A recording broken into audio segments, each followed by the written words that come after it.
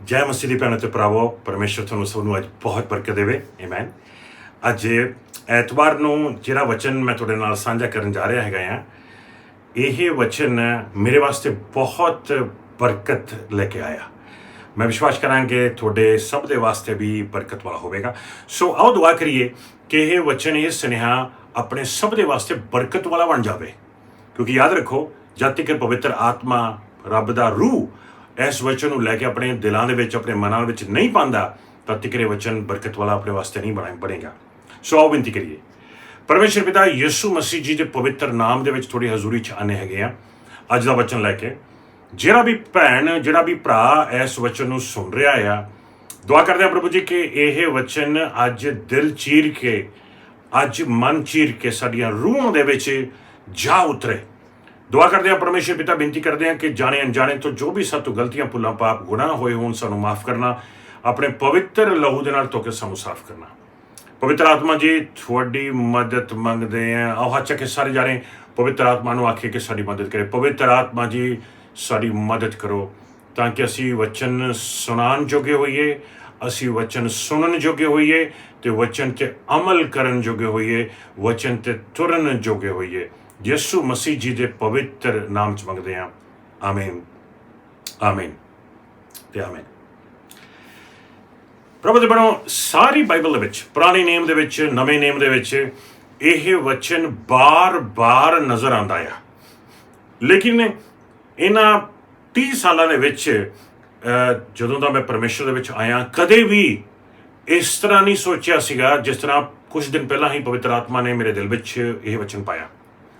ਸੋ ਮੈਂ ਅੱਜ ਤੁਹਾਡੇ ਨਾਲ ਸਾਂਝਾ ਕਰਨਾ ਚਾਹੁੰਦਾ ਹਾਂ ਕਿ ਰੱਬ ਦੇ ਮੁਤਾਬਿਕ, ਵਚਨ ਦੇ ਮੁਤਾਬਿਕ, ਬਾਈਬਲ ਦੇ ਮੁਤਾਬਿਕ, ਪਵਿੱਤਰ ਆਤਮਾ ਦੇ ਮੁਤਾਬਿਕ ਆਪਣੀਆਂ ਸਿਚੁਏਸ਼ਨਸ ਕਿੱਦਾਂ ਸੋਲਵ ਹੋ ਸਕਦੀਆਂ ਨੇ, ਆਪਣੀਆਂ ਪ੍ਰੋਬਲਮਸ ਕਿੱਦਾਂ ਸੋਲਵ ਹੋ ਸਕਦੀਆਂ ਨੇ, ਆਪਣੀਆਂ ਤਕਲੀਫਾਂ, ਆਪਣੇ ਜ਼ਿੰਦਗੀ ਦੇ ਵਿੱਚ ਉਹ ਚੀਜ਼ਾਂ ਜਿਹੜੀਆਂ ਆਪਾਂ ਚਾਹੁੰਦੇ ਹਾਂ ਕਿ ਆਪਾਂ ਤੋਂ ਦੂਰ ਹੋ ਜਾਣ, ਠੀਕ ਹੋ ਜਾਣ, ਸੋਲਵ ਹੋ ਜਾਣ, ਕਿਸ ਤਰ੍ਹਾਂ ਸੋਲਵ ਹੋਣਗੀਆਂ।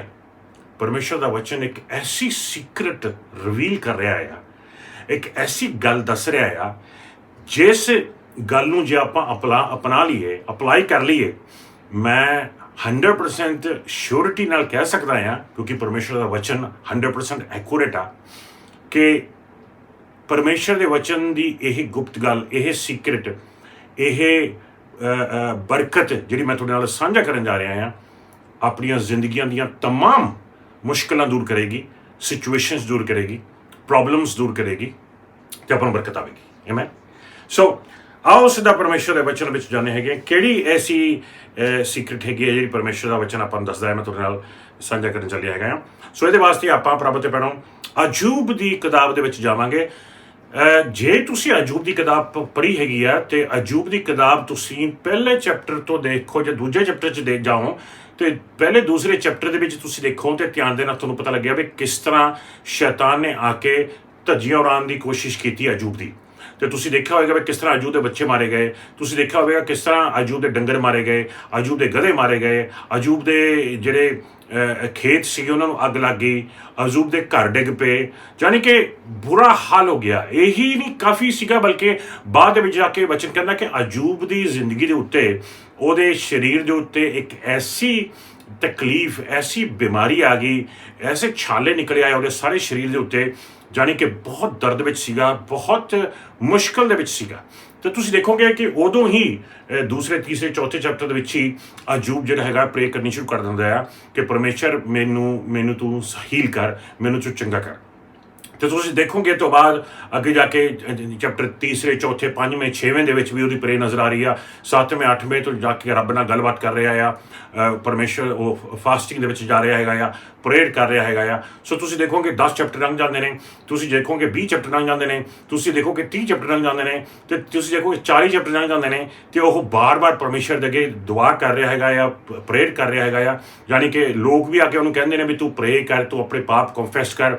ਉਹਦੀ ਵਾਈਫ ਵੀ ਕਹਿੰਦੀ ਹੈਗੀ ਆ ਵੀ ਤੂੰ ਰੱਬ ਨੂੰ ਕਰਸ ਕਰ ਤੇ ਤੂੰ ਮਰ ਜਾ, ਇੰਨੀ ਤਕਲੀਫ ਦੇ ਵਿੱਚ ਤੂੰ ਜਾ ਰਿਹਾ ਹੈਗਾ ਆ, ਇੰਨੀ ਮੁਸ਼ਕਿਲ ਦੇ ਵਿੱਚ ਜਾ ਰਹੀ ਆ। ਤਾਂ ਤੁਸੀਂ ਧਿਆਨ ਦੇ ਨਾਲ ਜੇ ਦੇਖੋ ਪਹਿਲੇ 42 ਚੈਪਟਰਸ ਦੇ ਵਿੱਚ ਆਪਾਂ ਨੂੰ ਨਜ਼ਰ ਆ ਰਿਹਾ ਕਿ ਬਾਰ-ਬਾਰ ਅਯੂਬ ਨੇ ਪ੍ਰੇਅਰ ਕੀਤੀ ਆ ਕਿ ਰੱਬ ਕਿਸੇ ਤਰੀਕੇ ਦੇ ਨਾਲ ਉਹਦੀ ਸਿਚੁਏਸ਼ਨ ਦੂਰ ਕਰ ਦੇ, ਉਹਦੀ ਮੁਸ਼ਕਲ ਦੂਰ ਕਰ ਦੇ, ਉਹਦੀ ਬਿਮਾਰੀ ਹੀਲ ਕਰ ਦੇ, ਉਹਦਾ ਦਰਦ ਦੂਰ ਕਰ ਦੇ, ਉਹਨੂੰ ਪਰਮੇਸ਼ਰ ਮਿਰਾਕਲਸਲੀ ਸੁਪਰਨੈਚੁਰਲੀ ਹੀਲ ਕਰ ਦੇਵੇ ਕਿਸੇ ਤਰੀਕੇ ਦੇ ਨਾਲ। ਤੇ ਤੁਸੀਂ ਦੇਖੋ ਵੀ ਕਿਸ ਤਰ੍ਹਾਂ ਉਹ ਰੱਬ ਨਾਲ ਗੱਲਬਾਤ ਕਰ ਰਿਹਾ ਆ, ਰੱਬ ਉਹਨੂੰ ਜਵਾਬ ਦੇ ਰਿਹਾ। ਫਿਰ ਤੁਸੀਂ ਦੇਖੋਗੇ ਉਹਦੇ ਦੋਸਤ ਗੱਲਬਾਤ ਕਰ ਰਹੇ ਨੇ, ਜਵਾਬ ਦੇ ਰਿਹਾ ਹੈਗਾ ਉਹਨਾਂ ਦੋਸਤਾਂ ਨੂੰ। ਲੇਕਿਨ ਚੈਪਟਰ 42 ਦੇ ਵਿੱਚ ਵਰਸ 10 to 12 ਦੇ ਵਿੱਚ ਜੇ ਤੁਸੀਂ ਧਿਆਨ ਨਾਲ ਦੇਖੋ, ਤੁਹਾਨੂੰ ਉੱਥੇ ਕੁਝ ਨਜ਼ਰ ਆਵੇਗਾ ਕਿ ਕਿਸ ਤਰ੍ਹਾਂ ਅਯੂਬ ਨੂੰ ਬਹੁਤ ਵੱਡੀ ਬਰਕਤ ਮਿਲੀ ਹੈ, ਕਿਸ ਤਰ੍ਹਾਂ ਉਹਨੂੰ ਤੰਦਰੁਸਤੀ ਮਿਲਦੀ ਆ, ਕਿਸ ਤਰ੍ਹਾਂ ਉਹਨੂੰ ਸ਼ਿਫਾ ਮਿਲਦੀ ਆ, ਤੇ ਕਿਸ ਤਰ੍ਹਾਂ ਉਸ ਸਮੇਂ ਕੁਝ ਹੁੰਦਾ ਆ ਤਾਂ ਕਿ ਉਹਦੀ ਜ਼ਿੰਦਗੀ ਜਿਹੜੀ ਹੈਗੀ ਆ ਉਹ ਰਿਸਟੋਰ ਹੋ ਜਾਂਦੀ ਆ ਪੂਰੇ ਤਰੀਕੇ ਦੇ ਨਾਲ। ਸੋ ਪੜਾਂਗੇ ਆਪਾਂ ਪਰਮੇਸ਼ਰ ਦੇ ਵਚਨ ਵਿੱਚ, ਮੈਂ ਤੁਹਾਡੇ ਨਾਲ ਸ਼ੇਅਰ ਕਰਾਂਗਾ। ਦੇਖਿਆ ਅਯੂਬ ਚੈਪਟਰ 42 verse 10 to 12 ਲਿਖਿਆ ਆ, after Job had prayed for his friends, ਉਦੋਂ ਜਾ ਕੇ ਚੈਪਟਰ 42 ਦੇ ਵਿੱਚ ਉਹ ਆਪਣੇ ਦੋਸਤਾਂ ਦੇ ਲਈ ਪ੍ਰੇਅਰ ਕਰਦਾ ਆ।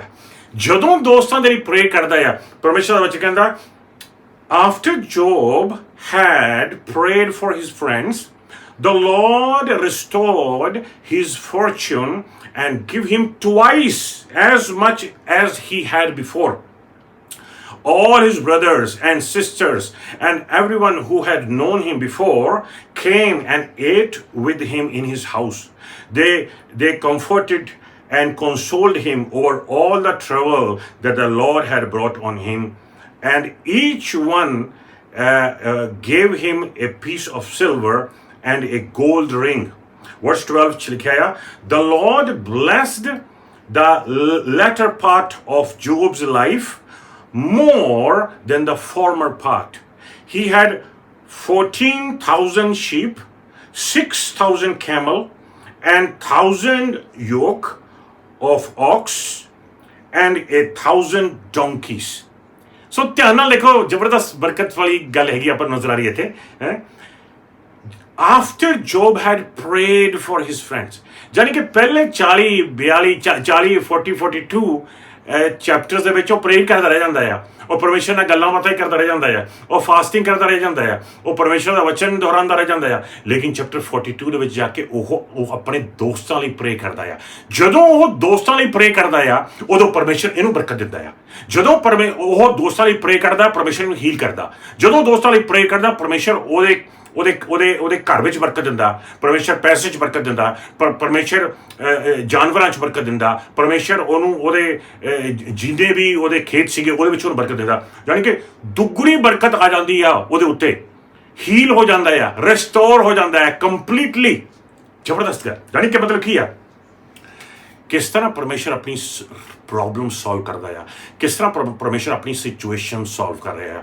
ਪਰਮੇਸ਼ਰ ਉਦੋਂ ਆਪਣੀ ਪ੍ਰੋਬਲਮ ਸੋਲਵ ਕਰਦਾ ਹੈ, ਉਦੋਂ ਆਪਣੀ ਸਿਚੁਏਸ਼ਨ ਸੋਲਵ ਕਰਦਾ ਜਦੋਂ ਆਪਾਂ ਦੂਸਰੇ ਦੀ ਲਈ ਪ੍ਰੇ ਕਰਦੇ ਹਾਂ, ਜਦੋਂ ਆਪਾਂ ਦੂਸਰੇ ਦੀ ਪ੍ਰੋਬਲਮ, ਦੂਸਰੇ ਦੀ ਸਿਚੁਏਸ਼ਨਸ ਦੇ ਵਿੱਚ ਦਿਲ ਲਾ ਕੇ ਉਹਦੀ ਮਦਦ ਕਰਦੇ ਹਾਂ, ਜਦੋਂ ਆਪਾਂ ਦੂਸਰੇ ਨੂੰ ਕਾਉਂਸਲ ਕਰ ਰਹੇ ਹਾਂ, ਦੂਸਰੇ ਦੀ ਹੈਲਪ ਕਰ ਰਹੇ ਹਾਂ, ਦੂਸਰੇ ਦੀ ਜ਼ਿੰਦਗੀ ਦੇ ਵਿੱਚ ਆਪਾਂ ਹਿੱਸਾ ਪਾ ਰਹੇ ਹਾਂ, ਆਪਾਂ ਬੀਜ ਰਹੇ ਹਾਂ, ਦੂਸਰੇ ਦੀ ਪ੍ਰੋਬਲਮ ਉਹਦੀ ਜ਼ਿੰਦਗੀ ਦੇ ਵਿੱਚ ਆਪਾਂ ਬੀਜ ਰਹੇ ਹਾਂ। ਵਚਨ ਕਹਿੰਦਾ ਆ, ਜਦੋਂ ਤੁਸੀਂ ਬੀਜੋਗੇ ਤੁਸੀਂ ਉਦੋਂ ਕੱਟੋਗੇ। ਆਮੇਨ। ਪ੍ਰਭੂ ਦੇ ਬਾਣੋ, ਇਹ ਸਿਰਫ ਆਫਰਿੰਗ ਜਾਂ ਇਹ ਸਿਰਫ ਟਾਈਡਿੰਗ ਤੇ ਹੀ ਨਿਰਭਰ ਨਹੀਂ ਕਰਦਾ, ਸਿਰਫ ਉਹਨਾਂ ਤੇ ਹੀ ਡਿਪੈਂਡ ਨਹੀਂ ਕਰਦਾ ਕਿ ਤੁਸੀਂ ਆਫਰਿੰਗ ਦਿਓ, ਬੀਜੋ ਤਾਂ ਤੁਹਾਨੂੰ ਪਰਮੇਸ਼ਰ ਫਾਈਨੈਂਸ਼ੀਅਲੀ ਬਰਕਤ ਦੇਗਾ। ਤੁਸੀਂ ਦਸਵਾਂ ਦਿੰਦੇ ਹੈਗੇ ਹੋ, ਪਰਮੇਸ਼ਰ ਤੁਹਾਨੂੰ ਫਾਈਨੈਂਸ਼ੀਅਲ ਬਰਕਤ ਦੇ ਦੇਗਾ। ਬਚਨ ਕਹਿੰਦਾ ਹੈ ਹਰ ਪਾਸੇ ਜੋ ਵੀ ਤੁਸੀਂ ਬੀਜੋਗੇ ਤੁਸੀਂ ਕੱਟੋਗੇ। ਜਦੋਂ ਆਪਾਂ ਦੂਸਰਿਆਂ ਦੀ ਪ੍ਰੋਬਲਮਸ ਦੇ ਵਿੱਚ ਹੈਲਪ ਕਰਨਾ ਚਾਹੁੰਦੇ ਹਾਂ, ਉਹਨਾਂ ਦੀ ਸਿਚੁਏਸ਼ਨ ਦੇ ਵਿੱਚ ਜਾ ਕੇ ਉਹਨਾਂ ਦੀ ਸਿਚੁਏਸ਼ਨ ਨੂੰ ਸੋਲਵ ਕਰਨਾ ਚਾਹੁੰਦੇ ਹਾਂ, ਅਸੀਂ ਉਹਨਾਂ ਦੇ ਵਿੱਚ ਕਿਸੇ ਤਰੀਕੇ ਦੇ ਨਾਲ ਉਹਨਾਂ ਦੀ ਮਦਦ ਕਰ ਰਹੇ ਹਾਂ, ਅਸੀਂ ਕਿਸੇ ਤਰੀਕੇ ਦੇ ਨਾਲ ਕਹਿ ਲਓ ਕਿ ਉਹਨਾਂ ਦੀ ਫੈਮਿਲੀ ਵਿੱਚ ਮਦਦ ਕਰ ਰਹੇ ਹਾਂ, ਅਸੀਂ ਉਹਨਾਂ ਦੇ ਬੱਚਿਆਂ ਦੇ ਨਾਲ ਮਿਲ ਕੇ ਕਾਉਂਸਲਿੰਗ ਕਰ ਰਹੇ ਹਾਂ, ਅਸੀਂ ਕੋਈ ਨਵੇਂ ਵਿਆਹੇ ਕਪਲ ਦੇ ਵਿੱਚ ਬੈਠ ਕੇ ਕਾਉਂਸਲਿੰਗ ਕਰ ਰਹੇ ਹਾਂ, ਅਸੀਂ ਕਿਸੇ ਭੈਣ ਨਾਲ ਗੱਲ ਕਰ ਰਹੇ ਹਾਂ ਤਾਂ ਕਿ ਉਹਦਾ ਘਰ ਸੋਲਵ ਹੋ ਜਾਵੇ, ਭਰਾ ਨਾਲ ਗੱਲ ਕਰ ਰਹੇ ਹਾਂ, ਉਹਦੀ ਮਦਦ ਕਰ ਰਹੇ ਹਾਂ, ਉਹਨਾਂ ਨੂੰ ਪਰਮੇਸ਼ਰ ਦਾ ਵਚਨ ਦੱਸ ਰਹੇ ਹਾਂ। ਕਿਸੇ ਤਰੀਕੇ ਦੀ ਵੀ ਕੋਈ ਮਦਦ ਤੁਸੀਂ ਪ੍ਰੇਅਰ ਕਰ ਰਹੇ ਹੋ, ਤੁਸੀਂ ਉਹਨਾਂ ਨੂੰ ਫੋਨ ਕੀਤਾ, ਤੁਸੀਂ ਕਿਸੇ ਨੂੰ ਇਨਕਰੇਜ ਕੀਤਾ, ਇਨਕਰੇਜਮੈਂਟ ਦਿੱਤੀ, ਤੁਸੀਂ ਕਿਸੇ ਨੂੰ, ਤੁਸੀਂ ਕਿਸ ਤਰੀਕੇ ਨਾਲ ਮਦਦ ਕੀਤੀ। ਜਿਉਂ-ਜਿਉਂ ਤੁਸੀਂ ਬੀਜੋਗੇ ਮਦਦ ਦਾ ਦੂਸਰਿਆਂ ਦੇ ਵਾਸਤੇ, ਤਿਉਂ-ਤਿਉਂ ਪਰਮੇਸ਼ਰ ਦੀ ਮਦਦ ਤੁਹਾਡੀ ਜ਼ਿੰਦਗੀ ਤੇ ਆਵੇਗੀ। ਹਾਲੇਲੂਇਆ। ਤੁਸੀਂ ਦੂਜਿਆਂ ਦੀ ਮਦਦ ਕਰੋ, ਪਰਮੇਸ਼ਰ ਤੁਹਾਡੀ ਮਦਦ ਕਰੇਗਾ। ਤੁਸੀਂ ਦੂਜਿਆਂ ਨੂੰ ਹੈਲਪ ਕਰੋ, ਪਰਮੇਸ਼ਰ ਤੁਹਾਨੂੰ ਹੈਲਪ ਕਰੇਗਾ। ਤੁਸੀਂ ਦੂਜਿਆਂ ਦੇ ਵਿੱਚ ਹੱਥ ਪਾ ਕੇ ਉਹਨਾਂ ਦੇ ਅੰਦਰੋਂ ਸਾਫ਼ ਕਰੋ, ਪਰਮੇਸ਼ਰ ਤੁਹਾਡੇ ਅੰਦਰੋਂ ਸਾਫ਼ ਕਰੇਗਾ। ਆਮੇਨ। ਜਿਉਂ-ਜਿਉਂ ਤੁਸੀਂ ਬੀਜ ਬੀਜਦੇ ਹੋ ਦੂਸਰਿਆਂ ਦੀ ਜ਼ਿੰਦਗੀਆਂ ਦੇ ਵਿੱਚ, ਤਿਉਂ-ਤਿਉਂ ਪਰਮੇਸ਼ਰ ਤੁਹਾਡੀ ਜ਼ਿੰਦਗੀ ਦੇ ਵਿੱਚ ਬੀਜ ਬੀਜ ਰਿਹਾ ਹੈਗਾ। ਜਾਣੀ ਕਿ ਤੁਸੀਂ ਕੱਟ ਰਹੇ ਹੋ, ਬਰਕਤ ਆ ਰਹੀ ਹੈ। ਆਮੇਨ। ਅਯੂਬ ਨੇ ਥੱਕ ਗਿਆ। ਅਯੂਬ 40 ਚੈਪਟਰਾਂ ਦੇ ਵਿੱਚ ਪ੍ਰੇ ਕਰ ਕਰਕੇ ਮੈਨੂੰ ਹੀਲ ਕਰਦੇ ਪ੍ਰਭੂ ਜੀ, ਮੈਨੂੰ ਰਿਸਟੋਰ ਕਰਦੇ ਪ੍ਰਭੂ ਜੀ, ਮੈਨੂੰ ਆਜ਼ਾਦ ਕਰਦੇ ਪ੍ਰਭੂ ਜੀ। ਮੈਨੂੰ ਨਹੀਂ ਪਤਾ ਕਿਹੜੀ ਬਿਮਾਰੀ ਵਿੱਚ ਹੈਗੇ ਹੋ ਤੁਸੀਂ, ਮੈਨੂੰ ਨਹੀਂ ਪਤਾ ਕਿਹੜੀ ਤਕਲੀਫ ਵਿੱਚ ਹੈਗੇ ਹੋ, ਮੈਨੂੰ ਨਹੀਂ ਪਤਾ ਕਿਹੜੀ ਸਿਚੁਏਸ਼ਨ ਦੇ ਵਿੱਚ ਹੈਗੇ ਹੋ, ਜਾਂ ਸ਼ਾਇਦ ਕੋਈ ਐਡਿਕਸ਼ਨ ਵਿੱਚ ਹੈਗੇ ਹੋ। ਪ੍ਰਭੂ ਤੇ ਭੈਣੋ, ਦੂਸਰਿਆਂ ਦੀ ਮਦਦ ਕਰੀਏ, ਦੂਸਰਿਆਂ ਦੀ ਹੈਲਪ ਕਰੀਏ, ਉਹਨਾਂ ਦੀ ਬਿਮਾਰੀ ਦੇ ਵਿੱਚ, ਉਹਨਾਂ ਦੀ ਐਡਿਕਸ਼ਨ ਦੇ ਵਿੱਚ, ਉਹਨਾਂ ਦੀ ਤਕਲੀਫ ਦੇ ਵਿੱਚ, ਉਹਨਾਂ ਦੀ ਪ੍ਰੋਬਲਮ ਦੇ ਵਿੱਚ ਮਦਦ ਕਰਾਂਗੇ। ਜਿਉਂ-ਜਿਉਂ ਆਪਾਂ ਉਹਨਾਂ ਦੇ ਵਿੱਚ ਕੰਮ ਕਰ ਰਹੇ ਹਾਂ, ਤਿਉਂ-ਤਿਉਂ ਪਰਮੇਸ਼ਰ ਆਪਣੀ ਜ਼ਿੰਦਗੀ ਦੇ ਵਿੱਚ ਕੰਮ ਕਰ ਰਿਹਾ ਹੈਗਾ। ਆਮੇਨ। ਇਹ ਪ੍ਰਭੂ ਤੇ ਭੈਣੋ ਸਾਰੀ ਬਾਈਬਲ ਦੇ ਵਿੱਚ ਭਰਿਆ ਪਿਆ ਆ। ਜਿੱਥੇ ਵੀ ਤੁਸੀਂ ਜਾ ਕੇ ਦੇਖੋ, ਜਿਹੜੀ ਵੀ ਤੁਸੀਂ ਐਗਜ਼ਾਮਪਲ ਬਾਈਬਲ ਵਿੱਚ ਦੇਖੋ, ਜਦੋਂ ਵੀ ਕਿਸੇ ਨੇ ਦੂਸਰੇ ਦੀ ਮਦਦ ਕੀਤੀ ਆ, ਤਦੇ ਹੀ ਪਰਮੇਸ਼ਰ ਦੀ ਮਦਦ ਉਹਦੇ ਵਾਸਤੇ ਆ ਗਈ ਆ। ਜਾਣੀ ਕਿ ਇੱਥੇ ਮੰਗ ਕੇ ਨਹੀਂ ਗੱਲ ਬਣੀ, ਮੈਨੂੰ ਆ ਵੀ ਦੇ ਪ੍ਰਭੂ ਜੀ, ਮੈਨੂੰ ਹੀਲ ਕਰ ਦੇ ਪ੍ਰਭੂ ਜੀ, ਮੈਨੂੰ ਰਿਸਟੋਰ ਕਰ ਦੇ ਪ੍ਰਭੂ ਜੀ, ਮੈਨੂੰ ਚੰਗਾ ਕਰ ਦੇ ਪ੍ਰਭੂ ਜੀ, ਮੇਰੀ ਸਿਚੁਏਸ਼ਨ ਦੂਰ ਕਰ ਦੇ, ਮੇਰੀ ਪ੍ਰੋਬਲਮ ਦੂਰ ਕਰ ਦੇ, ਮੇਰੇ ਬੱਚਿਆਂ ਨੂੰ ਛੂ ਲਾ ਪ੍ਰਭੂ ਜੀ, ਮੇਰੇ ਹਸਬੈਂਡ ਨੂੰ ਛੂ ਲਾ, ਮੇਰੇ ਵਾਈਫ ਨੂੰ ਛੂ ਲਾ, ਮੇਰੇ ਘਰ ਬਾਰ ਨੂੰ ਛੂ ਲਾ, ਮੇਰੇ ਪੈਸੇ ਨੂੰ ਛੂ ਲਾ, ਮੇਰੇ ਕੰਮਾਂ ਨੂੰ ਛੂ ਲਾ। ਨਹੀਂ।